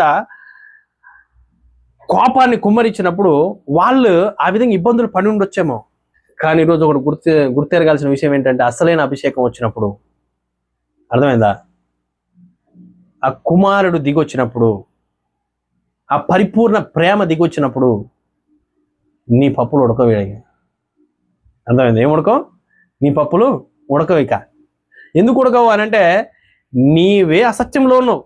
నువ్వు మాట్లాడేదే అసత్యం, నువ్వు చేసేదే అసత్యం, సంఘాలని చీల్చడం అసత్యం, ప్రేమను చల్లార్చడం అసత్యం. అర్థమైందా? కాపరి లేకుండా సంఘాలకు వచ్చి సంఘాల్లో ఉన్న ప్రతి ఒక్కరికి చిచ్చు పెట్టి అందరిని తరిమి కొట్టడం అసత్యం. ఇది ఆ పాస్టర్ని అడిగిండట. ఒక పాస్టర్ అడిగితేనట ఆ పాస్టర్ అన్నాడట, ఈయన ఏందయ్యా మరి సంఘ కాపరి లేకుండా నువ్వు ఎలా వెళ్తున్నావు ఆ సంఘానికి అనేసి ఒక సంఘ కాపరి ఈ సహోదరుని అడిగిండట. అడిగినప్పుడు ఈ సహోదరుడు ఏం మాట్లాడలేదంట. ఎందుకనంటే తెలిసిన వాళ్ళ దగ్గర ఏం మాట్లాడ్డా ఆయన. ఎందుకనంటే ఆ సహోదరుడికి బాగా లేఖనం తెలుసట. మనం ఎలా వెళ్ళినావు, ఏ బేస్తో వెళ్ళినావు, సంఘ కాపరి లేడు కదాడా, నిన్ను ఎవరు పిలిస్తే వెళ్ళినావు, ఏ విధంగా వెళ్ళినావు అని అడిగితే మౌనంగా ఉన్నాడట. అర్థమైందా? ఎందుకు అనంటే ఈరోజు వాడి కుయుక్తి ఎలా సంఘాల్లో పనిచేస్తుందో, సంఘ క్రమాన్ని అడ్డం పెట్టుకొని ఏ విధంగా సంఘంలో విశ్వాసులని ఏ విధంగా మోసపరుస్తున్నారో, వాడి యొక్క కుయుక్తి ఏ విధంగా ఏలుతుందో మనం గుర్తెరగలట. అందుకనే సంఘక్రమం అనగానే సంఘ క్రమాన్ని ఏదో ప్రవక్త గారు ఈ విధంగా చెప్పాడు, ఇగో ఈ విధంగా ఉండాలి, ఈ భాషలు ఈ విధంగా మాట్లాడాలి, ఇగో ఈ సమయంలో ఈ విధంగా ఉండాలి, భాషలు వచ్చినప్పుడు తర్జుమా రావాలి. అర్థమైందా? ఇవన్నీ వరుస క్రమములో రావాలి అని అంటే సంఘ క్రమ ప్రకారముగా ముందు కాపరి ఉండాలి. నీ కాపరి ఎలా ఉందో నీ సంఘం అదే విధంగా ఉంటుంది. అర్థమైందా? నీ కాపరి గంజి పెట్టిన సొక్కాలాగా ఉంటే సంఘం అంతా గంజి పెట్టిన సొక్కాలాగా ఉంటుంది. ఎందుకు అనంటే కాపరి ఎలా ఉంటే సంఘం ఆ విధంగా ఉంటుంది. కానీ కాపరులనే ఎల్లగొట్టి, అర్థమవుతుందా? అందుకనే వీడి యొక్క కుయుక్తిని మనం గుర్తెరగాలంటాడు. ఎందుకు అనంటే నేను ఆ సంఘం ఏదైతే ఆ విధంగా ముక్కలు చేయబడిందో ఆ సంఘాన్ని నేను ప్రేమిస్తున్నాను కాబట్టి ఆ వేదనతో నేను మాట్లాడుతా ఉన్నా. అర్థమైందా? కానీ నిజ సేవకుడు ఎప్పుడైనా సరే వాళ్ళకి ఏదో జరగాలి, ఈ విధంగా నాశనం అయిపోవాలి, వీళ్ళకి ఇట్లా కావాలి అనేసి కోరుకోడండి. నువ్వు నిజంగా ప్రేమిస్తే నువ్వు ఆ వ్యక్తుల కోసం మొరపెడతా ఉంటావు. అర్థమైందా? ఇది దైవికమైన ప్రేమ. ఈ ప్రేమ కలిగి ఉండాలి. ఏ ప్రేమ కలిగి ఉండాలి? శత్రువుని సైతం ప్రేమించే ప్రేమ కావాలి. ఒక చెంప కొడితే ఇంకో చెంప చూపెట్టే ప్రేమ కావాలి. అర్థమైందా? ఇది ఎక్కడ ఉందనంటే దైవికమైన ప్రేమలో ఉంది. ఆ విధమైన ప్రేమ మనలో లేకపోతే, నిజ సేవకుడు యొక్క గుణలక్షణం లేకుండా నువ్వు సేవ చేస్తే అది నీకే ఊరిగా ఉంటుంది. సేవకులు అనగానే సంపాదించుకునేవాడు కాదు, అది ఇతరులకు ఫలమిచ్చే చెట్టుగా మారాలి. అర్థమైందా? మన జీవితం ఏ విధంగా ఉండాలి? ఫ్రూట్ఫుల్గా ఉండాలి. ఆ ఫలాలు ఇతరులు తినాలి. మన యొక్క ఆకుల కింద చల్లదనాన్ని పొందుకోవాలి. అర్థమైందా? ఆ యొక్క సహోదర ఐక్యత కావాలి. ఆ ఫలాలను తినగలగాలి. ఈ విధంగా మనం ఆ చెట్టుగా మనం మార్చబడాలి. కానీ ఇక్కడికి వస్తే అదే భక్షించిందనుకో, అదే తోసేసిందనుకో, దానికే అక్రమాన్ని నూరిపోసిందనుకో, సంఘము కొంచెం దారి తప్పిపోయి ఉంటే ఈ తొడేల్లాంటి స్వభావం కలిగి ఇంకా సంఘాన్ని నాశనం చేస్తే ఎంత బాధాకరమైన విషయం కదా. ఎందుకు అనంటే ఇది అంతా కూడా నిజంగా నీ కుటుంబం అయితే, నీ కుటుంబంలో ఆ విధంగా జరిగితే ఏ భార్య కానీ ఏ భర్త కానీ ఊకోడంట. అవునా కదా? ఎందుకంటే కుటుంబంలోకి వచ్చి ఎవరన్నా ఏదన్నా చెయ్యాలన్నా ఏదన్నా చిచ్చు పెడుతున్నా కానీ కుటుంబ సభ్యులు ఎవరన్నా ఊకుంటారా? విషయం పెడుతుంటే తినడానికి తినిపిస్తుంటే ఊకుంటారా? తెలిసిన తర్వాత ఏం చేస్తారు? వ్యతిరేకించరా? దీనిని తప్పనేది కాదు. దేనిని తప్పనాలి తెలుసా? కుయుక్తితోని పాయిజన్ పెట్టడం తప్పు. పాయిజన్ పెడుతుంటే ఇది తప్పు అని చెప్పితే తప్పు కాదు. దీని తప్పు అంటే దేవుడు నిన్ను కొట్టడు, ఎన్ని ఎంబ్రాయిలు చంపినట్టుగా నిన్ను చంపడు. అర్థమైందా? ఏం చేస్తాడు? ఎక్కడైతే వాక్యం ఉందో వాక్యానికి సాక్ష్యం ఇస్తాడు. ఆయన సేవకులు అని అంటే పుల్పిట్ మీద నిలబడిన వారు కాదు, ఆయన ఎన్నుకున్నవారు. ఆమేన్. నిజ సేవకులు ఎవరు? ఆయన ఎన్నుకున్నవారు నిజ సేవకులు. పుల్పిట్ మీద నిలబడవాడే సేవకుడు అని కాదు. అభిషేకం ఎక్కడ కదలాడుతుందో వాళ్ళు సేవకులు. వీళ్ళందరూ పుల్పిట్ మీద నిలబడరు. ఎవరు? సౌలు, ఈ యొక్క దావీదు యొక్క అన్నదమ్ములు, వీళ్ళందరూ వాళ్ళ సేవలో ఫుల్ బిజీ. అవునా కాదా? ఏలడంలో ఫుల్ బిజీ, పరిపాలనలో ఫుల్ బిజీ ఉన్నారు, తర్ఫీదులు పొందుకుంటా ఉన్నారు, కత్తులు దింపుతా ఉన్నారు, ఫుల్ బిజీగా ఉన్నారు. కానీ నిజ సేవకుడేమో గొర్రెలు కాస్తుంటాను. ఏం చేస్తున్నాడా? గొర్రెలు కాస్తుండు నిజ సేవకుడు. ఆ సేవకుడికి రోషం వస్తుంది. అవునా? ఈ నేత్రాలతో చూస్తే అది తప్పుగా కనపడతా ఉంది. అవునా కాదా? మరి ఏ సేవకుడికి రోషం రావాలి? సౌలు రాజుగా నిలబడిన ఈయనకి రోషం రావాలి. కత్తులు పట్టుకొని యుద్ధములో ఇప్పటివరకు ఓటమి లేకుండా విజయాలను పొందుకుంటున్న వీరికి రోషం రావాలి. అవునా? కానీ ఎవరికి రోషం వస్తుంది? దావీదుకు రోషం వస్తుంది. అక్కడ దావీదు ఏం చేస్తున్నాడా? గొర్రెలు కాసుకుంటా ఉన్నాడు. అవునా? ఆ దావీదుకి రహస్యంగా దేవుడు తర్ఫీదు ఇస్తా ఉన్నాడు. నిజ గొర్రెల కాపరి ఏం చేస్తుండు? ఒక గొర్రెను వచ్చి సింహం పట్టుకోగానే పోతే పోయింది, ఇంకో గొర్రె ఉంది కదా, అది రేపు కావాలంటే పిల్ల పెడుతుంది. ఏం చేస్తుంది? ఇంకో గొర్రె పిల్లని పెడుతుంది. పోయి పులి సింహం నోట్లో తల పెడతాడా? పోతే పని సార్, గొర్రె పోయింది ప్రభా, ఇంకో గొర్రెని ప్రభా, ఇంకో గొర్రెని పంపి ప్రభా. ఈ సేవకుడు, ఆంధ్రాలో ఉన్న సేవకుడు, మహారాష్ట్రలో ఉన్న సేవకుడు, దుబాయ్లో ఉన్న సేవకుడు మా చర్చికి ఇంకొక గొర్రెని పంపించును కాక ఏం చేయాలి? ఈ సేవకుడు ఆ సేవకుడు, ఆ సేవకుడు ఈ సేవకుడు, ఈ సేవకుడు ఆ సేవకుడు, కాపరి కాపరి కాపరి కాపరి. పాపం పైపోల్ మినిస్టర్లు 4 మినిస్టర్లు ఎగిరిపోయినాయి. అవునా? నిజం ఎప్పుడు నిజమే. ఈరోజు మనకు కావాల్సింది ఏంటి? వాక్య క్రమముతో ఉన్న సంఘ క్రమం కావాలి. వాక్య క్రమము, సంఘ క్రమము ఐక్యపరచబడాలి. అర్థమైందా? కానీ దావీదుకి అక్కడ దావీదు మీదకి అపాయం రావట్లే. ఎవరి మీదకి వస్తుంది అపాయం? గొర్రె మీదకి అపాయం వస్తుంది. ఆ సింహము పట్టుకుంది గొర్రెని, కానీ దావీదుని కాదు. కానీ దావీదు సింహముతోని పోరాడి గొర్రెని దాని నోటి నుంచి తీస్తా ఉన్నాడు. ఆమేన్. ఎలుగుబంటి వచ్చింది దావీదు మీదకి కాదు, గొర్రె మీదకి. దావీదు ఏం చేస్తున్నాడు? ఎలుగుబంటిని చీల్చేస్తా ఉన్నాడు, చంపేస్తా ఉన్నాడు, చంపి గొర్రెని కాపాడుతున్నాడు. నిజ సేవకుడు యొక్క గుణలక్షణం ఏ విధంగా ఉంటుంది? తనను తాను సమర్పించుకోవడానికి ఆయన ఇష్టపడుతున్నాడు. ఎవరి కోసం? గొర్రె కోసం.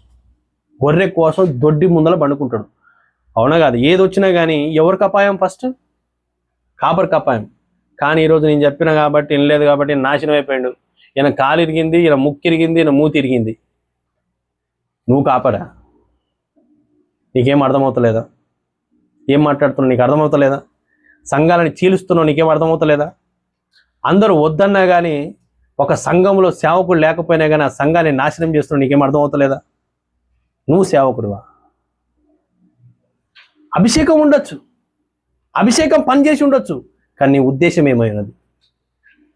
వాక్యం అదే, వాక్యం మారదు. అర్థమైందా? వాక్యము మారదు. ఏం మారుతుంది మరి? నీ ఉద్దేశం మారుతుంది. వాక్యాన్ని తీసుకొచ్చే ఉద్దేశం మారుతుంది. ఆ ఉద్దేశం ఏం చేస్తుంది? సంఘాలను నాశనం చేస్తూ ఉంది. అర్థమవుతుందా? అక్కడ దావీదులాగా, ఇక్కడ అబ్రహాములాగా, ఇక్కడ మోషేలాగా, మన ప్రవక్తలాగా, క్రీస్తులాగా మనము కూడా ఆ విధమైన గుణలక్షణాన్ని కలిగి ఉండాలి. తండ్రి యొక్క అభిషేకాన్ని మనం కలిగి ఉండాలి. ఈరోజు అభిషేకాన్ని కలిగి ఉంటే నీకు భారం వస్తుంది. గొర్రెల పట్ల ఏమొస్తుంది? భారం వస్తుంది. ఏమీ ఆశించకుండా ప్రేమించే ప్రేమ దైవికమైన ప్రేమ. ఏదో ఇస్తేనే ప్రేమించేది, డబ్బులు ఇస్తేనే ప్రార్థన చేసేది, డబ్బులు ఇస్తేనే వాళ్ళకి రెస్పెక్ట్ ఇచ్చేది. అందుకే 3 ముద్రలు క్లియర్గా మాట్లాడతారు. ప్రార్థనలకు ఏం చేస్తారు వీళ్ళు? డబ్బులు ఇస్తారు, డబ్బులకి ప్రార్థన చేస్తూ ఉన్నాం. అర్థమవుతుందా? అందుకనే ఈరోజు మనం ఎక్కడున్నాం? మన సేవ ఏంటి? అసలు సంఘ క్రమం అంటే ఏంటి? సంఘ క్రమము, వాక్య క్రమము ఒకటై ఉన్నదే సంఘ క్రమం అయినది. నిజ సంఘం యొక్క క్రమం ఏంటది? దైవికమైన ప్రేమ ఏలే సంఘం. అది అదేం చేస్తుంది అంటే అందరినీ కడుతుంది, ఎరగొట్టదు, ఎరగొట్టి తోసేయదు.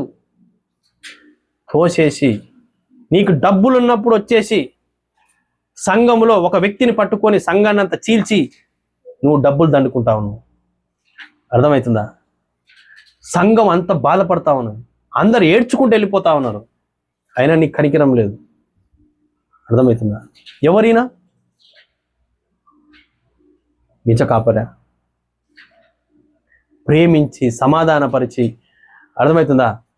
ఇరుపక్షాల విని, ఇందులోనే చెప్తుంది సంఘక్రమంలోనే, ఇరుపక్షాల వాదాన్ని విని వాక్యపక్షాన నిలబడేవాడే నిజమైన పెద్దట. సంఘక్రమంలోనే చెప్పబడతా ఉంది. ఈరోజు మనం ఇరుపక్షాలు వింటున్నామా? ఒక పక్షాన విని ఒక పక్షాన నిలబడి సత్యాన్ని తోసేస్తూ సంఘాన్ని అక్రమంగా వెళ్తా ఉన్నావు. This correct? అదే చెప్తుంది వాక్యం కదా? అదే చెప్తుంది మనకు వాక్యం కదా. అంటే ఈరోజు మనం ఎక్కడున్నాం? మనం ఏ విధంగా ఉన్నాం? నిజంగా ఆ క్రమంలో ఉన్నామా? మనకి తగినట్టుగా స్త్రీలు ఉన్నారా? మన భార్యలు ఉన్నారా? అర్థమవుతుందా? ఇదేంటంటే మనము ఒకరిని వ్యతిరేకించుట కాదు, మనని మనం సరి చేసుకునుట. ఎందుకు అని అంటే దైవికమైన ప్రేమ ఎక్కడైతే వస్తుందో అక్కడ సరి చేసుకుంటుందట. ఎవరిని? తను ఒక్కరిని ప్రొటెక్ట్ చేసుకోదు. అది నిజాన్ని నువ్వు సత్యాన్ని నువ్వు చెప్పు, నీకు వ్యతిరేకత వస్తుంది. అవునా కదా? నువ్వు నిజంగా దొంగను ఏమవుతాడు? మీద పడి ఖర్చేస్తాడు. సత్యాన్ని అసత్యం అని చెప్పు.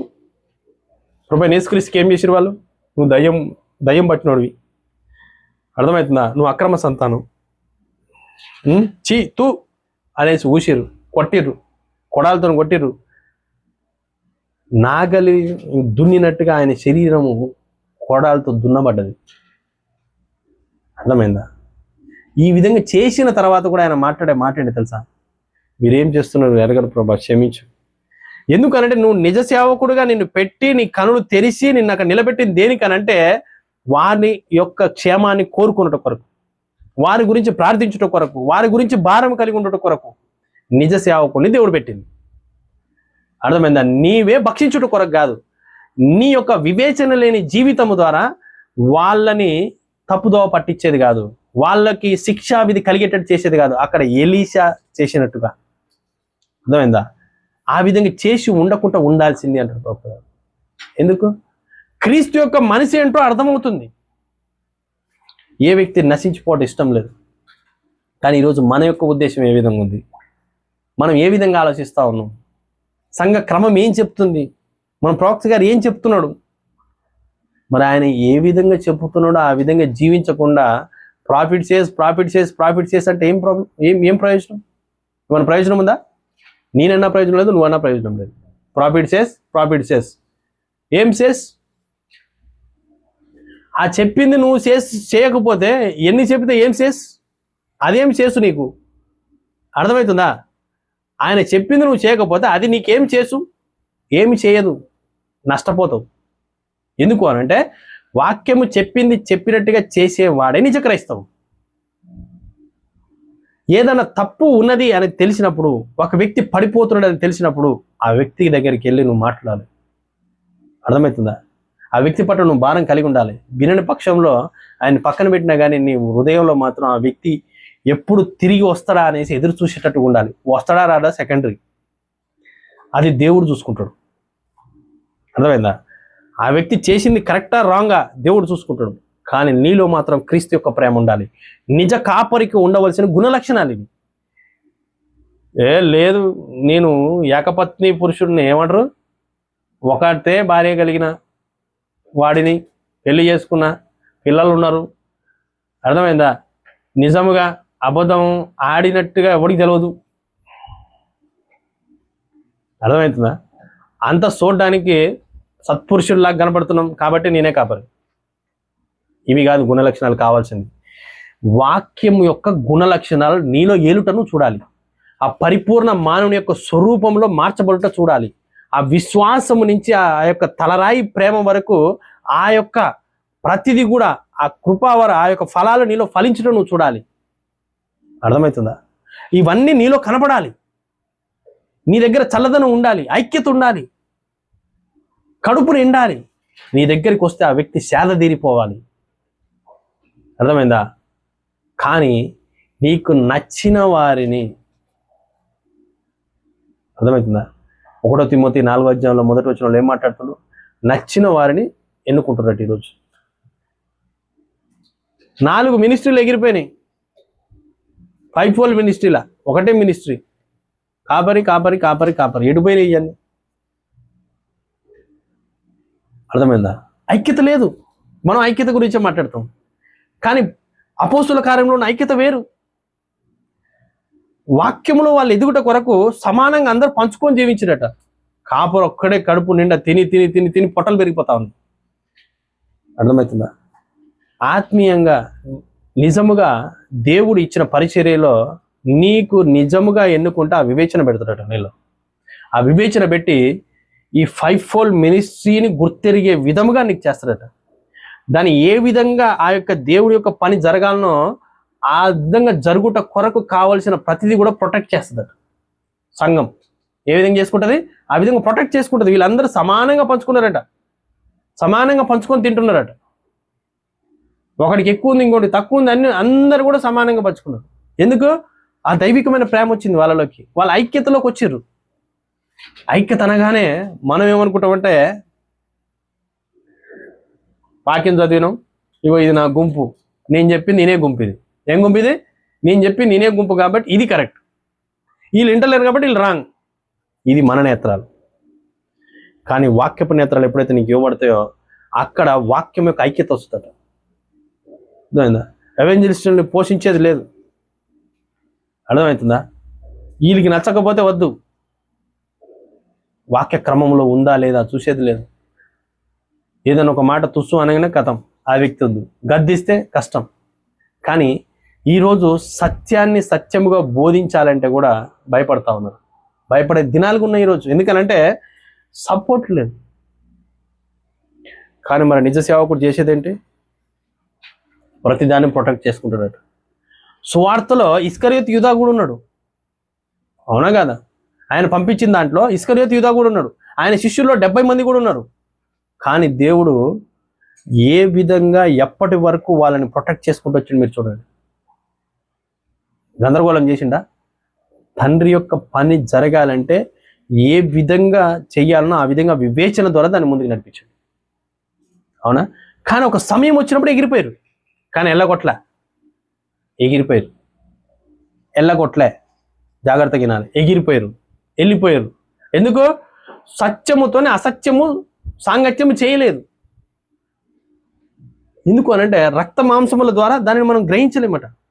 పరలోకం ముందు నా తండ్రి నీకు బయలుపరచండి, దాన్ని ఆయన ద్వారా నీకు బయలుపరచబడితే తప్ప నువ్వు అక్కడ ఉండలేవంట. తండ్రి నిన్ను ఆకర్షిస్తే తప్ప నువ్వు అక్కడ జీవించలేవట. అర్థమవుతుందా? అందుకనే ఈ గుణ లక్షణాలు మనం కలిగి ఉండాలి ఈరోజు. ఆ దైవికమైన ప్రేమ, ఆ 5-fold మినిస్ట్రీ, నా ప్రొటెక్షన్ ఎక్కడ పోయినాయి? దేవుడు పెట్టలేదా? పెడితే మనం చూస్తలేమా? మరి దేవుడు చెప్పిండనంటే అది ఉంది. కానీ ఈరోజు మనం చూడలేని నేత్రాలు కలిగి ఉన్నాం.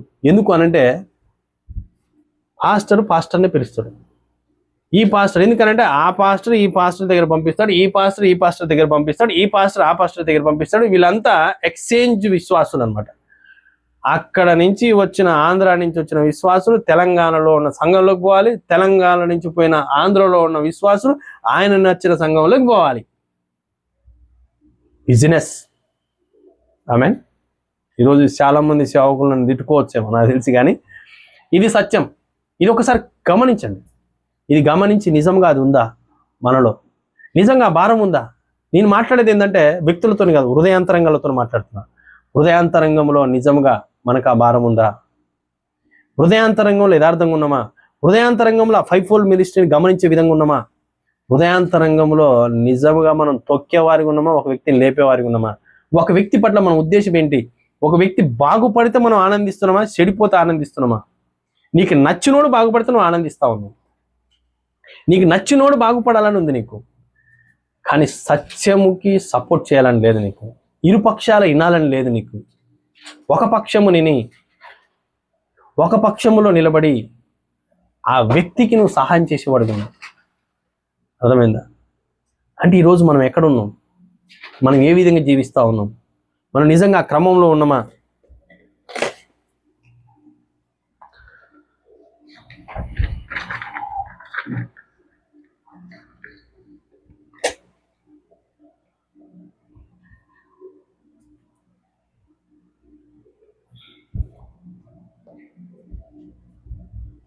అయితే మనకి ఈరోజు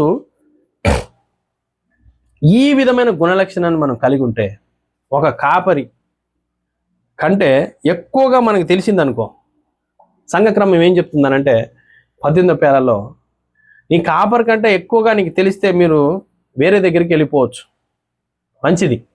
ఎందుకు అనంటే కాపరి కంటే మనకి ఈరోజు ఎక్కువ తెలుపబడినప్పుడు మనము అక్కడుండి ఆ కాపరిని మనము లెన్సులేసి పరిశీలించేది కాదట. ఆమేన్. మనం ఏం చేయాలి? మనం వేరే దగ్గరికి వెళ్ళి మనకి ఇంకెక్కువగా ఆహారాన్ని పెట్టగలిగే సంఘాల్లోకి వెళ్ళిపోవడం మంచిది.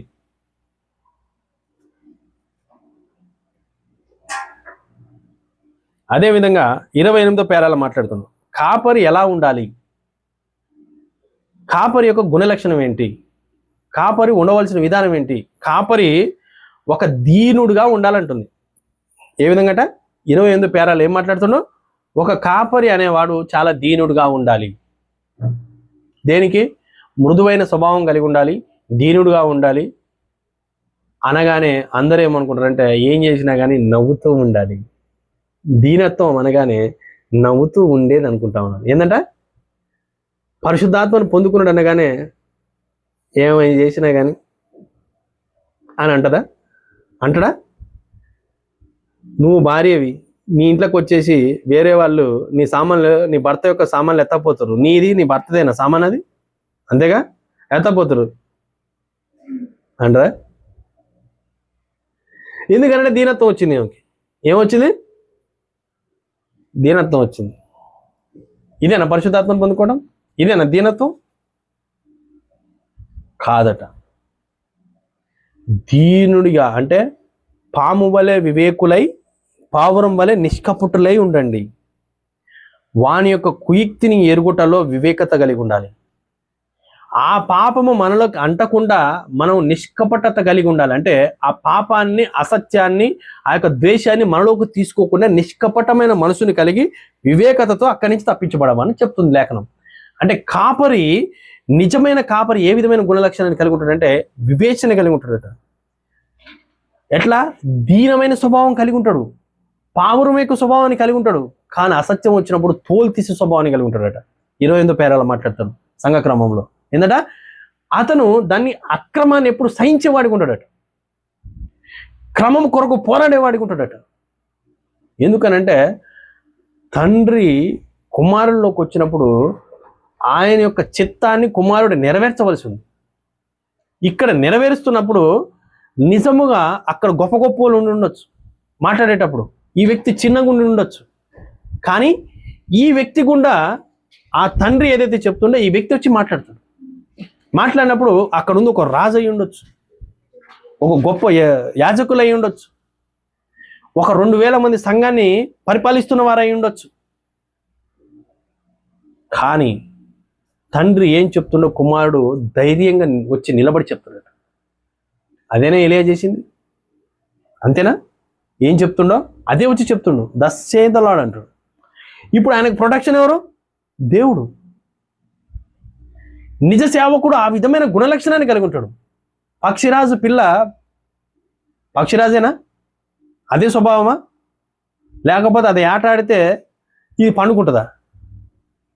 దీనికి ఎవరో తెచ్చిపెట్టాలనా? ఇదే ఏం చేస్తుంది? దూరాన్ని నుండి చూడగలిగే నేత్రాలు దీనికి కూడా ఇవ్వబడ్డాయి, అదే ముక్కు దీనికి ఇవ్వబడ్డది, అదే రెక్కలు దీనికి ఇవ్వబడ్డాయి, సేమ్ అదే విధమైన స్వభావం దీనికి ఇవ్వబడ్డది. అంతేనా? పావురం పిల్ల అనగానే పావురం పిల్ల అది మృదువైన స్వభావాన్ని కలిగి ఉన్నది, ఆకాశం మట్టుకు ఎగురుతున్నది అని అంటే అది దేన్ని వేటాడాలనో దాన్ని వేటాడి తన ఆహారాన్ని తీసుకునే స్వభావాన్ని కలిగి ఉంటుంది. అర్థమైందా? చచ్చిపోయిన దాన్ని తినేది కాదు అది. అవునా కాదా? ఇటువంటి స్వభావాన్ని నిజ కాపరి కలిగి ఉంటాడు. ఖండించేవాడికి ఉంటాడు, గద్దించేవాడికి ఉంటాడు, అసత్యాన్ని తోసేసేవాడికి ఉంటాడు, వస్త్రాలని ఏ విధంగా వస్త్రధరణ చేయాలనో ఆ విధమైన వస్త్రధరణ లేకపోతే ఖండించేవాడై ఉంటాడు. కానీ సంఘంలో ఉన్న కానుకలు ఇచ్చేవారిని చూసేవాడై ఉండడు. అర్థమవుతుందా? గొప్ప గొప్ప వారిని చూసేవాడై ఉండడు, ఆ వ్యక్తులను బట్టి ప్రేమించేవాడై ఉండడు. ఈ విధమైన చేసే ప్రతి ఒక్కడు కూడా క్రమము తప్పినవారు. హృదయాంతరంగం గురించి మాట్లాడుతున్నాను, హృదయాంతరంగంతో మాట్లాడుతున్నాను. ఎందుకంటే బయట చూడడానికి చాలా మంచిగా, చూడడానికి చాలా పరిశుద్ధులుగా కనబడతా ఉన్నాం. కానీ లోపల ఏముంది? దేవుడు చూసేదేంటి? అంతరంగంలో ఉన్న దాన్ని చూసేవాడు అయినాడు. హృదయ శుద్ధి గల వారు ధన్యులు, వారు దేవుని చూసేటట్టు. కానీ నువ్వు చర్చికి పోతే ధన్యుడివి, పాటలు పాడితే ధన్యుడివి, ప్రార్థనలు చేస్తే ధన్యుడు అని చెప్పట్టాడు. ఇది దీనితోనే అది ఉంటాయట. ఇది కలిగి ఉన్నప్పుడు అవన్నీ ఉంటాయట. కానీ ఈరోజు మనకేముంది? మనం ఏ విధమైన స్వభావాన్ని కలిగి ఉన్నాం? సంఘ కాపరే నిర్ణయాలు తీసుకోవాలట సంఘంలో. ఏం చెప్తుంది సంక్రమంలో? సంఘ కాపరే నిర్ణయము తీసుకునేవాడికి ఉండాలి. కానీ ఎవరో సంఘంలో భార్య వచ్చి నిర్ణయాలు తీసుకుంటే భర్త నడిచేవాడు ఉండకూడదు. అర్థమవుతుందా? అంటే శిరస్సు శరీరాన్ని ఏలాలి కానీ శరీరం శిరస్సును ఏలకూడదు. ఇది ఉల్టా పుల్టా అయిపోయింది. సంఘంలో పాస్టర్ నిర్ణయాలు తీసుకోడు. సంఘంలో ఉన్న విశ్వాసులు తెలివైన వారు ఉన్నారు చాలామంది.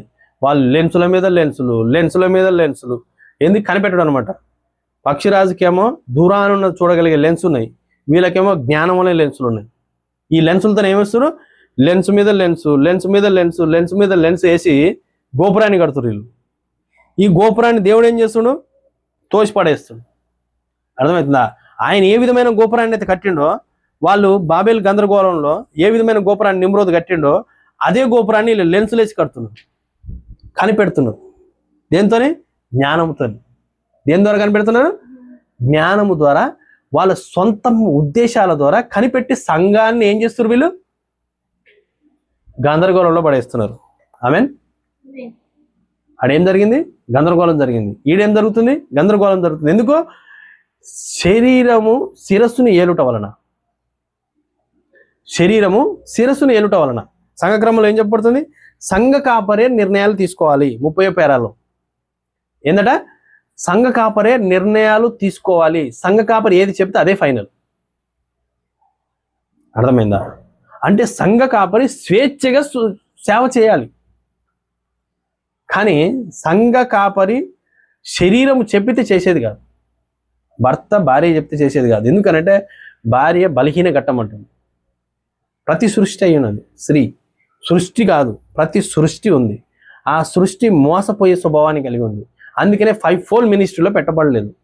5 ఫోల్డ్ మినిస్ట్రీలో ఎవరు పెట్టబడరు? పురుషులు పెట్టబడరు. కానీ ఈరోజు ఏం చేస్తున్నారు? పులిపీటి మీదకి ఎక్కిస్తా ఉన్నాను స్త్రీలను కూడా. ఏం చేస్తున్నారు అంతా? ఎక్కడ పోతుంది? స్త్రీ పెత్తనాలు సంఘాలలో. అదే ఏం చేసింది? ఏదైనా తోటలో ఏ విధంగానైతే నాశనం చేసిందో సంఘాలన్నిటినీ నాశనం చేస్తా ఉంది. ఏందది? స్త్రీ పెత్తనం, నికోలైత్. అర్థమవుతుంది? ఏందట ఇది? స్త్రీ పెత్తనం అనగానే పాపం ఒక స్త్రీని పట్టుకుని అనేది కాదు, సంఘం ఒక స్త్రీ అయి ఉన్నది.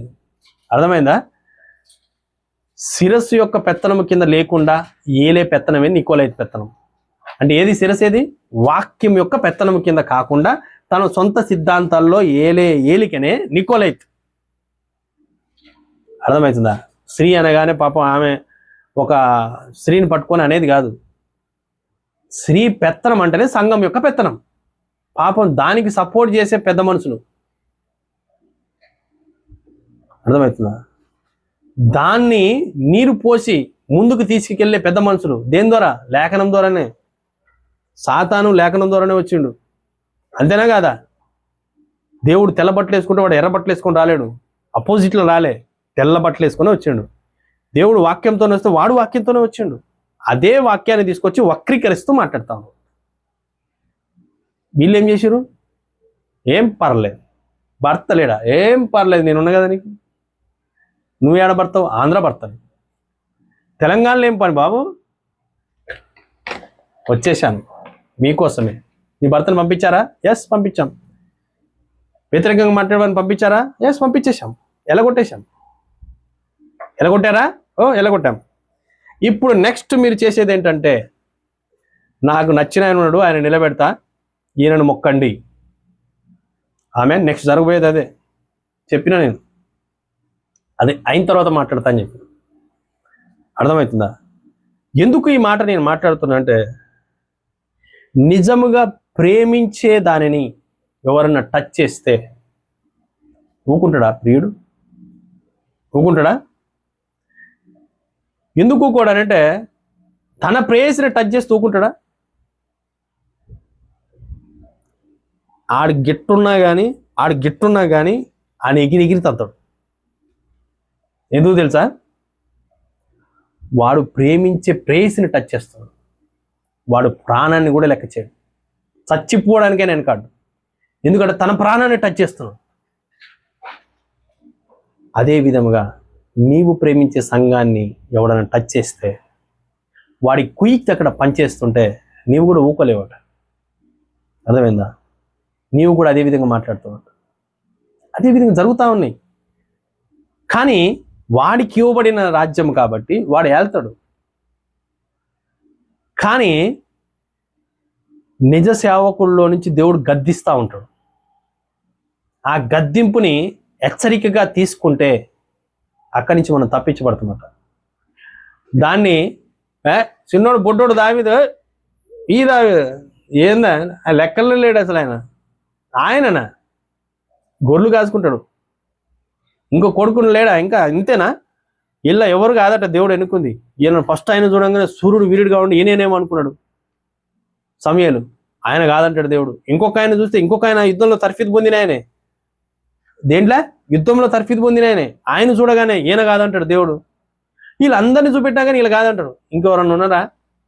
ఉన్నాడులేండి, కానీ వాడు లెక్కలో లేడు. ఏం చేస్తాడండి? గొర్రెలు కాసుకుంటాడు. అవునా? జర ఆయన పిలిపారా ఒకసారి? సమూయేలు ఏమంటాడు? ఆయన పిలిపిరా అంటాడు. పిలిపిమనగానే దావీదు ఎప్పుడు మంచిగా జోయల్గా ఉండే క్యారెక్టర్ ఆయన. ఎందుకనంటే తన మీద తను ఆధారపడిన వాడు చాలా కష్టపడాలి. ఈరోజు నేనేదో నేర్చుకొని ఇక్కడికి వచ్చి నిలబడాలి అంటే ఎన్నో తర్ఫీదులు పొందాలి. పులిలాగా చూడాలి, సింహంలాగా మాట్లాడాలి, అర్థమవుతుందా? పులిలాగా నిలబడాలి, అర్థమవుతుందా? ఇవన్నీ ఏం చేయాలి? తర్ఫీదు పొందాలి, ట్రైనింగ్ తీసుకోవాలి. కొంతమందికి ట్రైనింగ్ ఇస్తుడు ఒక పెద్ద సహోదరుడు. ఆయన ఏం చేస్తున్నాడు? ట్రైనింగ్ ఇస్తున్నాడు ఒక వ్యక్తికి. ఎలా నిలబడాలి, ఎలా మాట్లాడాలి, తర్ఫీదు పొందుకొని తర్వాత ఎవరట సేవకులు అవుతా ఉన్నారు. కానీ దావీదు తర్ఫీదు పొందినవాడు కాదు. తనలో ఆ ఊట పెట్టబడినవాడు, తను దాని కొరకు ఎన్నిక చేయబడినవాడు, ముందుగా జగత్ పునాది వేయబడక ముందే ఏర్పరచబడినవాడు దావీదయనుడు.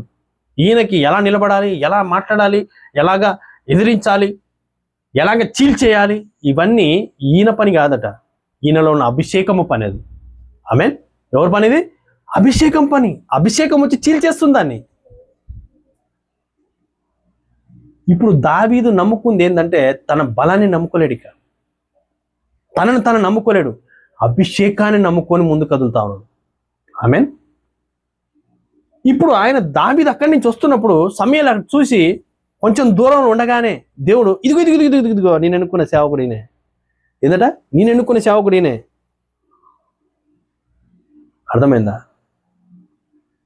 కానీ వీళ్ళందరూ ఎవరు? తర్ఫీదు పొందిన వారు, చాలా గొప్ప గొప్ప యుద్ధాలు చేసి నైపుణ్యత కలిగిన వారు, నైపుణ్యత కలిగి యుద్ధాలలో ఎక్కడ కూడా అపజయం పొందుకోకుండా విజయాలు పొందుకొని విర్రవీగుతున్న స్వభావాన్ని కలిగి ఉన్నారట ఇప్పటిదాకా. ఆ తర్వాత దేవుడు ఏం చేసిండు? గొలియాత్ అనే సమస్యను లేపిన తర్వాత ఆ ఫిలిస్తీన్లు వచ్చేసి అందులో ఒక అతను వచ్చేసి, ఎందుకయ్యా మనకు ఊక యుద్ధాలు ఎందుకు, ఈ రక్తాలు ఈ విధంగా పారడం దేనికి, ఏరులై పారడం దేనికి, మనం ఒక చిన్న ఒప్పందం చేసుకుందాం. ఎవరు చెప్తారు ఈ మాట? ఫిలిస్తీన్లలో ఒకడు వచ్చి చెప్తున్నాడు. అవునా? వచ్చి చెప్పి ఏమంటున్నాడు? ఒక ఒప్పందం చేసుకుందాం, మనం ఒప్పందం చేసుకొని మనం ఏం చేద్దామంటే మీలో నుంచి ఒకరిని పంపించండి, మానవుల నుంచి మేము ఒకరిని పంపిస్తాం. ఇప్పుడు ఫర్ సపోజ్ మీరు ఓడిపోయారు అనుకో, మేము మీకు సరెండర్ అయిపోతాం, మా రాజ్యాన్ని మీకు ఇచ్చేస్తాం. అంతేనా? ఒకవేళ మీరు ఓడిపోయారు అనుకో, మీరు మాకు సరెండర్ కావాలి, మీ రాజ్యాన్ని మాకు ఇచ్చేయాలి. ఇప్పుడు ఇది వినగానే ఏం మాట్లాడుతున్నారు మీరు? అవునా? యుద్ధ వీరులం, యుద్ధంలో ఓటమి లేదు. ఏం లేదు? ఓటమి లేదు ఇప్పటి వరకు మాకు, మేము ఏలిన వారం. అవునా? పంపించడే. ఏందట? పంపించండి. ఎందుకంటే ఒక్కొక్కళ్ళు 100 మందిని, 30 మందిని, 40 మందిని చంపే విధంగా ఉన్నారట, యోధులు ఉన్నారట దీంట్లో. కానీ 80 పౌండ్ల బాలుని ఎన్నుకుంటున్నాడు దేవుడు. ఆమేన్. చూడడానికి ఒక రూపము అంటే ఒక యుద్ధము చేయగలిగిన సామర్థ్యత కలిగిన వాడి కాకుండా చూడడానికే వీడా అన్నట్టుగా ఉండేవాడిని దేవుడు ఎన్నుకుంటా ఉన్నాడు. ఎన్నుకొని ఏం చేస్తుండు? రాజు ముందుకు తీసుకొచ్చి నిలబెడతాను. వీళ్ళు ఎప్పుడైతే విర్రవీగిర్రో అప్పుడు గొలియాతును లేపి వాళ్ళు నిలబెట్టగానే వీళ్ళు సగం చచ్చిపోయారట అప్పటికే. అర్థమవుతుందా? ఏమవుతుందో? వాడు రోజు తిడుతూనే ఉండి, ఇక ఎందుకు మీలో కూడా మొగోళ్ళు లేడా, నాతో యుద్ధం చేయలేరా, రండి యుద్ధం చేసి గెలిచి పొండి. అయితే వాళ్ళ డాడీ అప్పుడే దావీదుకి చెప్తుండట, ఏమనంటే అరే అన్నలకి బాక్స్ ఇచ్చినప్పురా అనగానే దావీదు ఏం చేస్తుండు? మంచి జోయల్గా ఆడుకుంటూ పాడుకుంటూ. ఎందుకనంటే దావీదు కాదు ఏదైనా చేసేది, దావీదులో ఉన్న అభిషేకం ఏం చేస్తుందనంటే ఆ గొలియాతు ఉన్న స్థలంలోకి తీసుకెళ్తుంది. ఎవరిని? దావీదుని. వీళ్ళందరికేమో భయం వచ్చింది. ఎవరిని చూస్తే? గొలియాతుని చూస్తే. కానీ దావీదుకి ఏమొచ్చింది? రోషం వచ్చిందట, పౌరుషం వచ్చిందట. ఆమేన్. ఇది ఎన్నిక. అసత్యాన్ని చూసినప్పుడు, సత్యాన్ని ఎదిరిస్తున్నప్పుడు సత్యానికి ఏమొస్తుందట? రోషము, పౌరుషం వచ్చిందట. కానీ వీళ్ళందరికీ ఏమొచ్చింది? భయం వచ్చింది. భయం వచ్చి ఏం చేశారు? దాచుకొని తలలు పట్టుకొని ఏడుస్తా ఉన్నాడు ఆడ కూర్చొని. ఏం చేస్తారు వీళ్ళంతా? దాచుకొని తలలు పట్టుకొని ఏడుస్తా ఉన్నారు. అయ్యో ఏందిరా నాయన ఇది, అమ్మ ఈ లొల్లి లేకపోతే తిడతా ఉన్నాడు రా నాయన, ఏం తిట్లు రా బాబు ఇది, మొగోళ్ళు లేడా అంటాడు. అరే పోండి రా ఎవడో ఒకడు, పో రాజుగారు, ఏది పోయేది, వాడు చూడు, వాడి చేసి వాడి ఈట చూడు, వాడు చూడు, వాడి ఏళ్ళు చూడు, వాడు ఇంత దూరంలో 50 మందిని చంపేటట్టున్నాడు. ఏం బొమ్మంటావు, ఏం చేయమంటావు, అసలు ఎందుకు పెట్టుకున్నావా అనిపించింది. అసలు నీ వశ ఏంది అసలు నాకు అర్థమవుతలే, కిట్టొచ్చింది సమస్య అర్థమవుతలేదు అనేసి వీళ్ళందరూ తలలు పట్టుకున్నారు. ఎందుకు అనంటే వీళ్ళ యొక్క జ్ఞానాన్ని నమ్ముకున్నవారు. వీళ్ళ జ్ఞానము మీద ఆధారపడిన వారు, వీళ్ళ యొక్క బలం మీద ఆధారపడిన వారు, వీళ్ళ కంటికి కనపడే దాని మీద ఆధారపడిన వారు.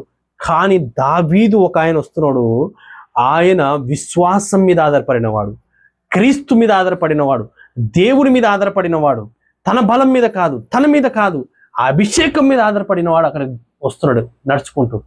వచ్చినప్పుడు చూడగానే ఏమొచ్చింది? ఆయనకి రోషం వస్తుందట, పౌరుషం వస్తుందట. ఈ సున్నత లేని ఫిలిష్తీయుడా, మనని ఎదిరించేది, నేను చంపేస్తా, ఆయన నేను చంపుతా. ఎవరు మాట్లాడుతారు? ఇది ఆయనలో అభిషేకం. అర్థమవుతుందా? ఎందుకనంటే దావీదు లోపల ఏముందో దావీదుకు తెలుసు. అప్పుడు వీళ్ళందరూ ఏం చేస్తారు? అన్నలు కూడా, అరే నీ కుయిక్తి మాకు తెలుసురా, ఎవరైతే చంపుతారో ఆ రాజు యొక్క కుమార్తెని పెళ్లి చేస్తారనే కదా నువ్వు మాట్లాడేది.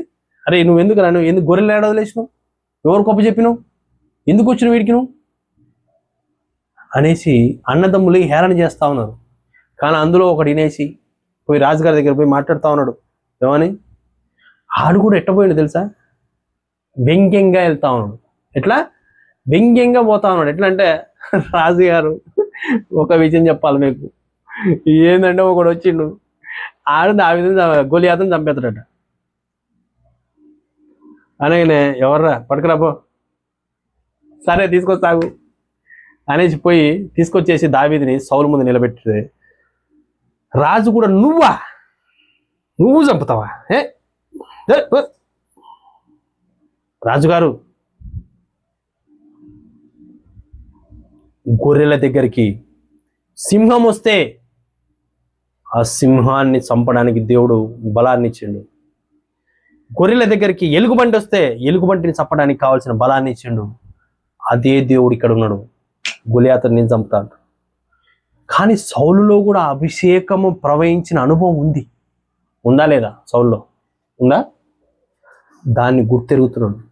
సరే వెళ్ళు, కానీ ఒక పని చెయ్యి, నా యొక్క కవచాన్ని ధరించు. ఏం ధరించు? నా యొక్క కవచాన్ని ధరించిపో. సరే ఈ రాజుగారు వేసుకుంటే బుడుబొంగలాగా మునిగిపోయినాడు దాంట్లో. అమ్మోయి నాకు బరువు అయితే నేను మొయ్య, నాకు తీసుకోవద్దు. ఏమొద్దు? ఈ లోకం యొక్క తర్ఫీదు బరువు అవుతుందట. అవి వేసుకుంటే దావీదుకి ఏమవుతుంది? బరువు అవుతుంది. ఈ లోకం యొక్క జ్ఞానము బరువు అవుతుంది. అర్థమవుతుందా? వాటిని మోసే అంత బలం లేదు ఈయనకి. కానీ ఈయనలో ఉన్న విశ్వాసమే ఆ కార్యం చేసింది కాబట్టి ఆ విశ్వాసం మీదనే ఆధారపడుతున్నాడు. ఆమేన్. ఇప్పుడు ఆ విశ్వాసాన్ని కలిగిపోతున్నాడు. ఎవరు? దావీదుకు రోషం వస్తుంది. దేనికి? గొర్రెలకి ఏమన్నా అయితే, గొర్రెలకి సాతాను ఏమన్నా తీసుకొస్తే ఎవరికి కోపం వస్తుంది అంటే కాపరికి రోషం వస్తుందట. కాపరి ప్రయాసపడతాడట, కాపరి అక్కడ ఉంటాడట. సేవకుడు ఎవరైనా ఎన్నిక చేయబడిన వాడు ఏ విధంగా ఉంటాడు? ఈ విధమైన గుణ లక్షణాలు కలిగి ఉండాలి. ఈ క్రమంలో రావాలి. ఆయన తనకు కనపడే జ్ఞానం యొక్క క్రమంలో కాదు, తను అనుకుంటున్న క్రమంలో కాదు, వాక్య క్రమంలోకి రావాలి. నిజ సేవకుడు ఎక్కడికి రావాలి? వాక్య క్రమంలోకి రావాలి. వాక్య క్రమ ప్రకారంగా మాట్లాడాలి. వాక్య క్రమ ప్రకారమైన ఆ యొక్క ఆ జీవము, ఆ ఊట ఉబకటం మనం చూడాలి, ఆ ప్రేమ కనపడాలి, ఆ యొక్క చల్లదనం రావాలి, ఆ సహవాసం రావాలి, ఆ ప్రేమ రావాలి. ఇవన్నీ అక్కడ ఏరడం మనం చూడాలి. మనం కోల్పోయిన ప్రతిదీ కూడా మా కాపర్లో నుంచి మనకు కనపడడం మనం చూడాలి. పరిపూర్ణ మానవుడి గురించి మనం మాట్లాడుకోవడం కాదు, పరిపూర్ణ మానవుని యొక్క గుణ లక్షణాలను మనలో కదలాడుట కావాలి. ఆమెన్. ఇవి లేకుండా మనం ఎన్ని మాట్లాడుకున్నా ప్రయోజనం లేదు. అర్థమైందా? అంటే ఆ విధమైన గుణ లక్షణాలు నువ్వు కలిగి ఉంటావట ఈరోజు. నిజ సేవకుడు యొక్క గుణ లక్షణాలు, తన భార్య ఏ విధంగా ఉండాలి, తన పిల్లలు ఏ విధంగా ఉండాలి, ఏ విధంగా ఏలేవాడై ఉండాలి. అర్థమైందా? ఈ విధమైన గుణ లక్షణాలు కలిగి ఉన్నవాడు నిజ సేవకుడు. దేవుడు ద్వారా ఎన్నిక చేయబడిన సేవకుడు. కానీ ఏదో చదవగానే, ఏదో తెలుసుకోగానే, ఏదో తర్ఫీదు పొంది, అర్థమైందా, పాస్టర్ని తోచేసి పక్కకు జరిపేసి 4 రోజులు పుల్పీట్ ఎక్కేసి నువ్వు మాట్లాడేసి నువ్వేదో నేర్చుకోగానే నువ్వు సంఘ కాపరి కాదు. నువ్వు జ్ఞానము ద్వారా నేర్పించబడ్డావు. కానీ ఇల్లు కట్టే సమయంలో, ఆ మూలలు తిప్పే సమయం వస్తుంది చూడు, అప్పుడు నీ నిజ స్వరూపం బయటపడుతుంది. ఎప్పుడట? మూలలు తిప్పే సమయంలో. ఏముంది, స్టేట్ కూడా ఎవడైనా కడతాడు. కానీ ఈ మూలలు ఎప్పుడైతున్నాయో ఇవి తిప్పాలంటేనే దానికి నైపుణ్యత కావాలి. అవునా కదా? ఆ నైపుణ్యత దేవుడి ద్వారా ఎన్నిక చేయబడిన వ్యక్తిలో ఉంది, జ్ఞానంలో కాదు, నువ్వు నేర్చుకున్నటలో కాదు, దేవుడు ఇచ్చుటలో ఉంది. దేవుడు నీకు ఇస్తే ఏమవుతుంది?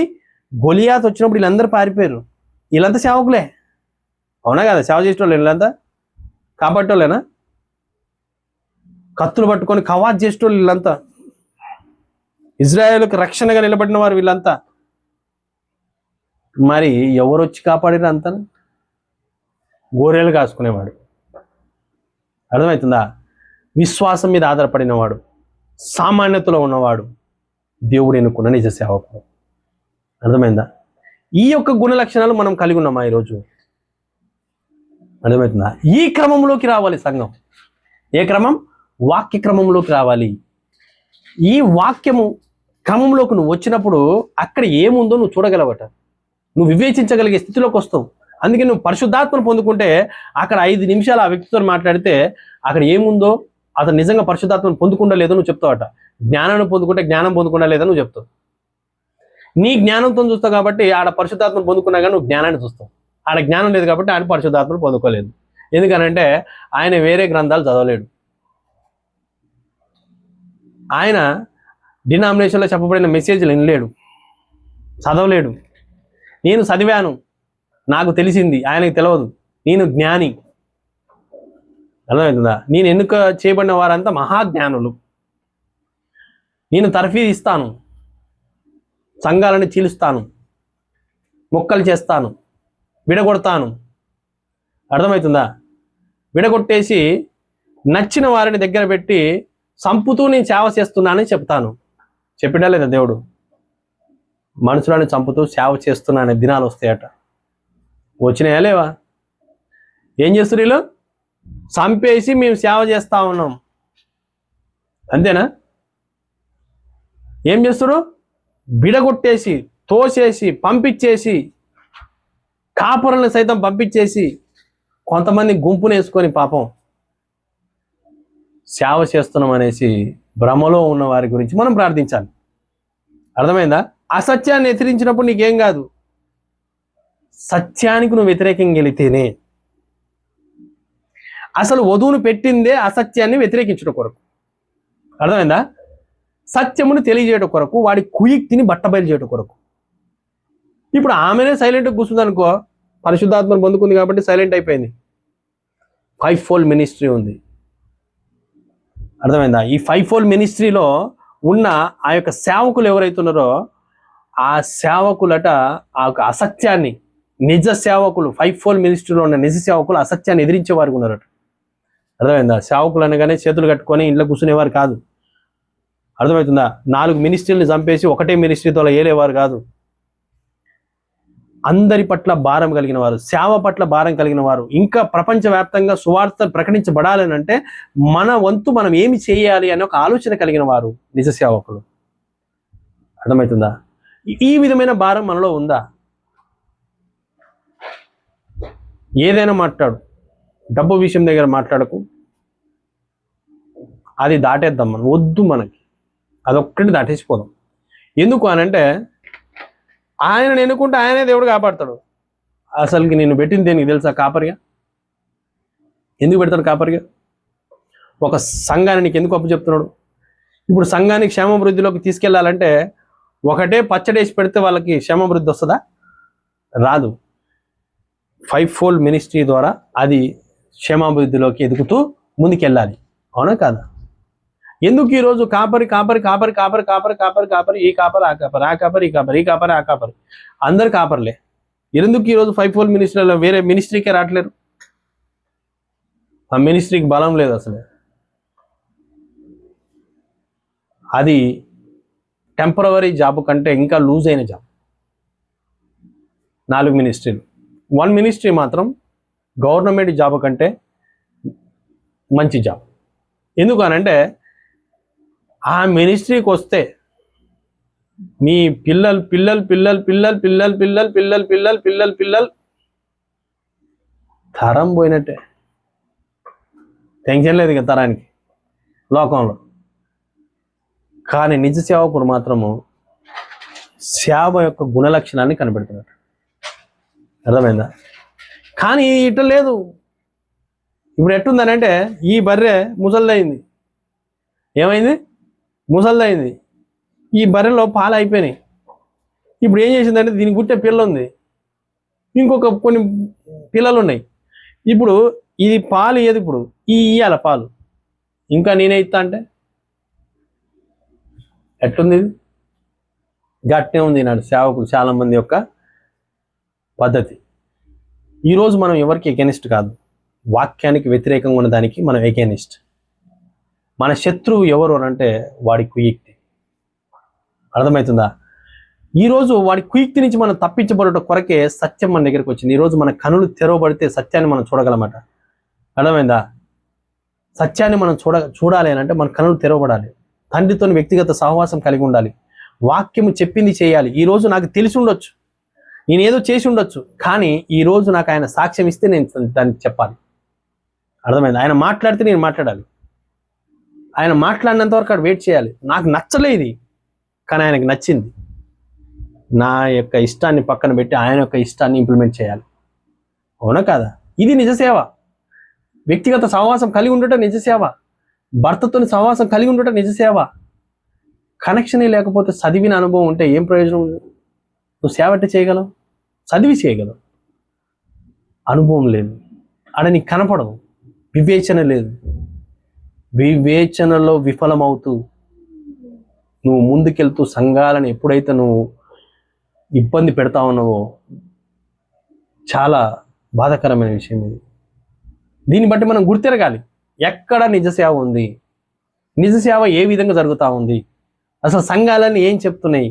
నిజంగా మా సంఘంలో 5-fold మినిస్ట్రీకి సపోర్ట్ చేసే సంఘం ఉందా? మా సంఘంలో నిజంగా ఒక సంఘ కాపరి మా యొక్క బాగును కోరుకుంటా ఉన్నాడు, మా సంఘ కాపరి తండ్రి లాగా మమ్మల్ని చూస్తూ ఉన్నాడు అని మనం చెప్పగలిగే ధైర్యం మనలో ఉందా? మనం నిజంగా ఆ విధంగా ఉన్నామన్న ఆ ధైర్యం మనలో ఉందా?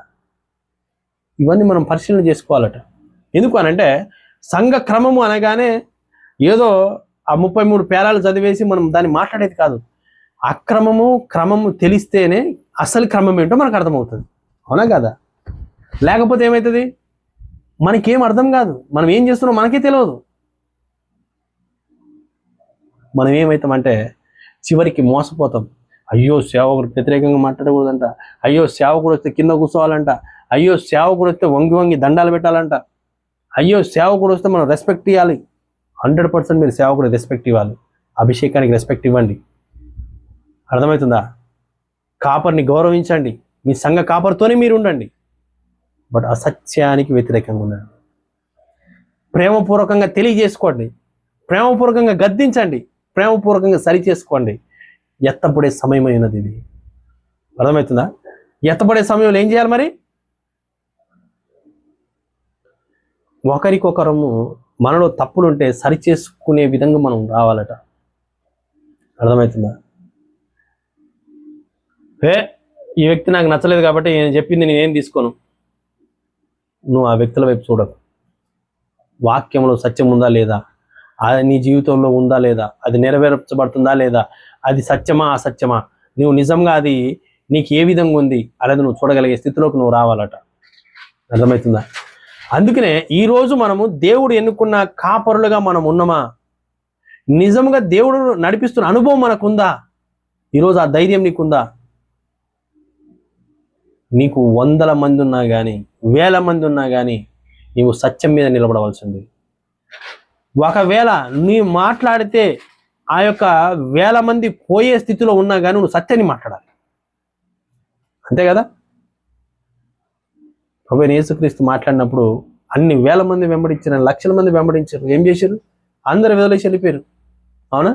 ఆ 70 మంది కూడా అద్భుతాలు జరిగినాయి, ఆశ్చర్యకార్యాలు జరిగినాయి. వాళ్ళు శిష్యులేనా కాదా? శిష్యులేనా? పంపించిన వాళ్ళని కూడా వాళ్ళు కూడా అద్భుతాలు చేసిరా, ఆశ్చర్యకార్యాలు చేసిరా? మరి వాళ్ళు కూడా ఉన్నారా? వెళ్ళిపోయారు. కానీ ఆయన సేవ మందిని చూసుకోవట్లేడు, ఆయన మందని చూసుకోవట్లే, సత్యాన్ని చూసుకుంటున్నాడు. ఆమేన్. తండ్రి ద్వారా ఆకర్షింపబడిన వారు మాత్రమే నా దగ్గరకు వస్తారు. ఇక్కడ నిలిచేది ఎవరు? తండ్రి ద్వారా ఆకర్షింపబడిన వారే. మిగతా వారు ఎవరు నిలబడలేరు ఇక్కడ. ఎందుకు అనంటే ఆ అభిషేకము మనం నిలబెడతా ఉంది. మన తండ్రి మన ఆకర్షించి ఇక్కడ నిలబెడతా ఉన్నాడు. ఆ జగత్పునాది వేయబడక ముందు ఆ పరమాణువుల్లో అణువుల్లో మనం సృష్టించబడి ఉన్నాం ఆల్రెడీ. అర్థమవుతుందా? అబ్రహాము నడువులో లేవి ఏ విధంగా ఎత్తున్నాడో మనము కూడా అప్పుడే మనము ఆయన జగత్పునాది వేయబడక ముందే ఆయన యొక్క ప్రణాళికలో మనం ఉన్నాం. అర్థమైందా? నిజంగా మనలో ఆ యొక్క అసత్యము ఏలుట మనం చూడలేకపోతే, ఆ సత్యం వచ్చినప్పుడు మనం దాన్ని గ్రహించలేకపోతే, దాని నుంచి మనం పారిపోతున్నట్లయితే మనం దానికి సంబంధించిన వారం కాము. కానీ వేషధారి మాత్రము చివరి వరకు అంటు పెట్టుకుని ఉంటాడట. తొక్క ఎప్పటి వరకు ఉంటుంది? గింజతోని గింజ పరిపక్వతంలోకి వచ్చి అది కొట్టులోకి చేర్చబడిపోయే సమయం వరకు ఉంటుంది. దాంతో ఉందా లేదా? అంతే కదా. విత్తనం ఉండదు, దానికి తొక్కు ఉండాలా లేదా? ఉంటుందా? ఆ తర్వాత ఏమైతుంది? పరిపక్వత్వంలోకి వచ్చిన తర్వాత ఇది ఎండిపోయి దాన్ని ఏం చేస్తాడు?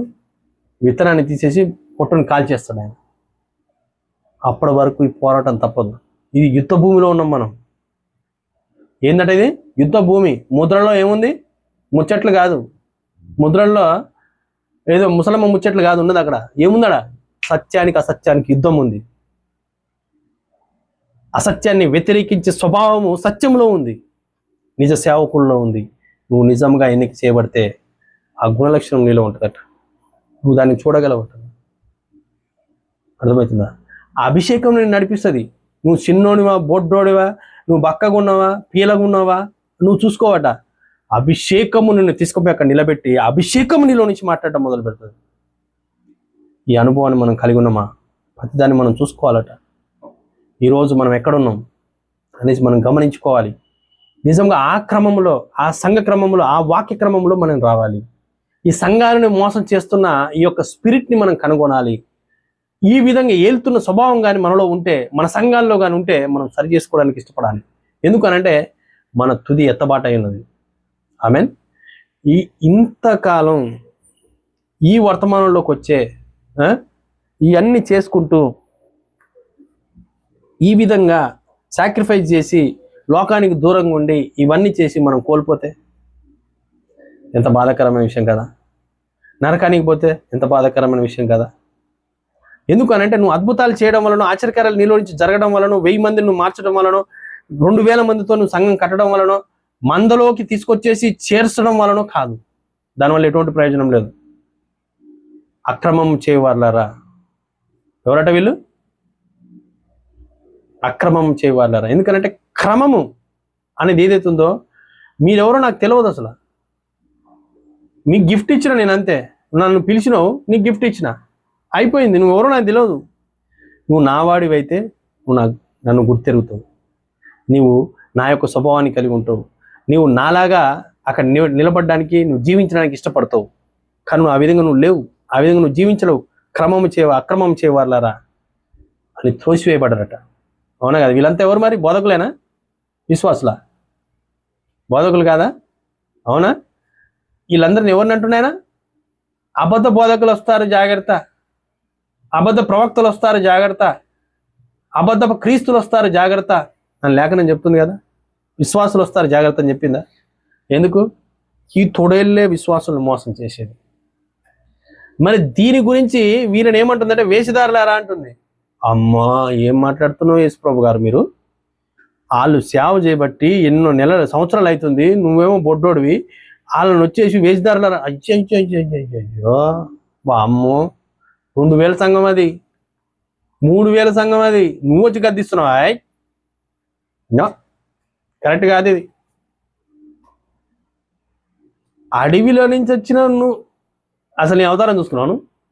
నీ గడ్డం ఏంది, నీ పండ్లు ఏంది, నీ జుట్టు ఏంది, నువ్వు ఎప్పుడైనా దానం చేసినావా? ఇట్టున్నావు వచ్చి నువ్వు అది ఎవరు తెలుసా? మేము మా అంగీలు చూడు, మా వస్త్రాలు చూడు ఏ విధంగా ఉన్నాయి, కింది నుంచి పైదాకా దిగేసి లేవు, మమ్మల్ని మాట్లాడుతున్నావు నువ్వు. అమ్మమ్మమ్మమ్మ, రాంగ్ ఇది. అక్రమాన్ని ఖండించేది ఏంటిది? సత్యం. అసత్యాన్ని ఏం చేస్తుంది? ఇది ఖండిస్తుంది. సేవకులనంటే నాశనమైపోతారు. పాపం యోహాన్ ఎందుకు నాశనం కాలేడు పాపం? అర్థమైందా? సేవకులనంటే ఎంబ్రెల్లాగా పోతారు, ఎందుకో పోలేరు. అర్థమవుతుందా? ప్రభువైన యేసుక్రీస్తు శాస్త్రులు పరిశీలనే గొప్ప గొప్పలని బోధకులని. అర్థమవుతుందా? ఫిలిప్పు పాపం ఏమంటుంది? ముష్కర్లారా, ఫుడ్ కోసం, ఫుడ్ అక్కడ పంచడం కోసం పెద్దలుగా ఎన్నిక చేపడినవాడు ఎవరట? ఆయన ఫిలిప్పు. ఆయన వచ్చేసి ఇలా ఏం మాట్లాడుతున్నాడు? ముష్కర్లారా, మీరు ఈ విధంగా చేసిందే మీరు, నీతిమంతుని సిలువైపించారు, చంపేసిర్రు అనేసి అన్నప్పుడు ఏం చెప్తారు? వీళ్ళంతా పెద్ద పెద్ద పిహెచ్డీలు ఎల్ఎల్బి రాళ్ళు తీసుకున్నాయి, టిపా టిపా వేస్తున్నాయి రాళ్ళు. ఎవరు వీళ్ళంతా? పిహెచ్డీ ఎల్ఎల్బీలు, గొప్ప గొప్ప వాళ్ళు, శాస్త్రుల పరిచయాలు. అర్థమవుతుందా? వీళ్ళంతా బోధకులేనా కదా? ఎదిరించేవారెవరు? చిన్న చిన్న బొట్టెగాళ్ళు, ఏ పేరు లేనోళ్ళు పాపం, ఏలు ముద్రగాళ్ళు, సంతకం చేయడం కూడా రాని వాళ్ళు వచ్చేసి ఎదిరిస్తా ఉన్నారు. ఎదిరించినప్పుడు వీళ్ళు ఏం చెప్తారు? మరి అంత గొప్ప జ్ఞానం ఉన్నోడిని ఎదిరిస్తే ఊకుంటాడా? తీసుకొని ఉల్టా సిలువ ఎత్తురు, రంపాలతో కోసేస్తున్నారు, రాళ్ళతో కూడా చంపుతా ఉన్నారు.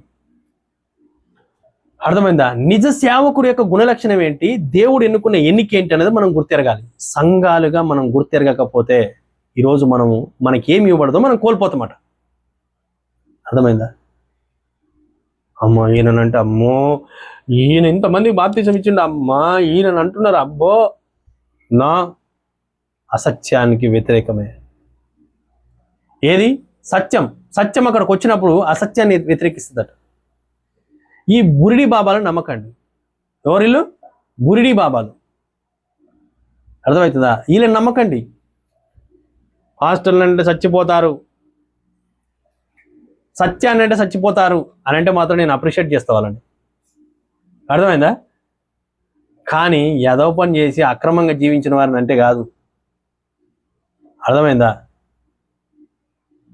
నువ్వు అక్రమంగా చేసినా కానీ నీలో అభిషేకం ఉంటే దాన్ని రెస్పెక్ట్ చేస్తుంది. కానీ సంఘాన్ని నాశనం చేసే స్థితిలో ఉంటే వేషధారులను మాత్రం దేవుడు ఎప్పుడు క్షమించలేడు. పాపిని క్షమించిండు, పాపాన్ని క్షమించలేడు దేవుడు. అర్థమైందా?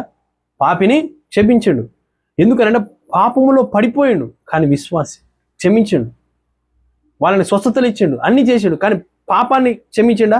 వేషధారుని క్షమించిండా దేవుడు? ఎక్కడ వేషధారులారని డైరెక్ట్ అంటున్నాడు. విశ్వాసులు తప్పిపోతే ఏమంటుడు? అల్ప విశ్వాసులారట.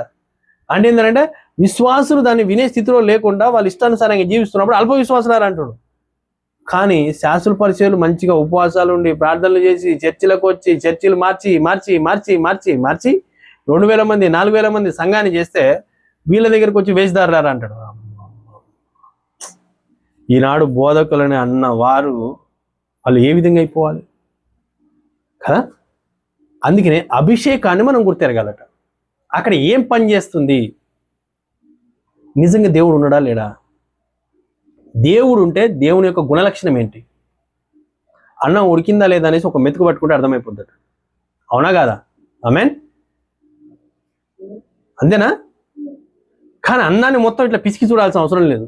ఉడికిందా లేదా, అంతేనా? ఒక పరిశుద్ధాత్మను పొందుకున్న వ్యక్తి అక్కడ ఏముందో అక్కడ దాన్ని చూసి గుర్తెరుగుతాడట. నువ్వు పరిశుద్ధాత్మను పొందుకుంటే నీలో ఆ ఊట ఉబ్బుకుతా ఉంటుందట. నువ్వు చదివితే వచ్చేది కాదు, అది నువ్వు పోస్తే వచ్చేది కాదు, నువ్వు గుంట తీసి పోయడం వల్ల ఎటువంటి ప్రయోజనం లేదు. కానీ అది నీ లోపటి నుంచి ఉబ్బుకుతూ అది నీకు నేర్పిస్తూ ఉంటుందట, నేను నడిపిస్తూ ఉంటుందట, నీకు తర్ఫీదు ఇస్తూ ఉంటుందట. ఎక్కడి నుంచి? కాలేజీల్లో, సెమినరీలలో కాదు, కొంతమంది గుంపుల్లో కాదు, నీ లోపటి నుంచి తర్ఫీదు ఇస్తూ ఉంటాడట ఉపాధ్యాయుడు. అర్థమైందా? ఈ యొక్క క్రమాన్ని మనం కలిగి ఉండాలి. ఈ క్రమం కిందికి రావాలి. అందరం లేచి నిలబడ్డట్టయితే మనం చిన్న ప్రార్థన చేసుకుందాం. చిన్న వాక్యాన్ని దేవుడు దీవించును గాక. God bless you all.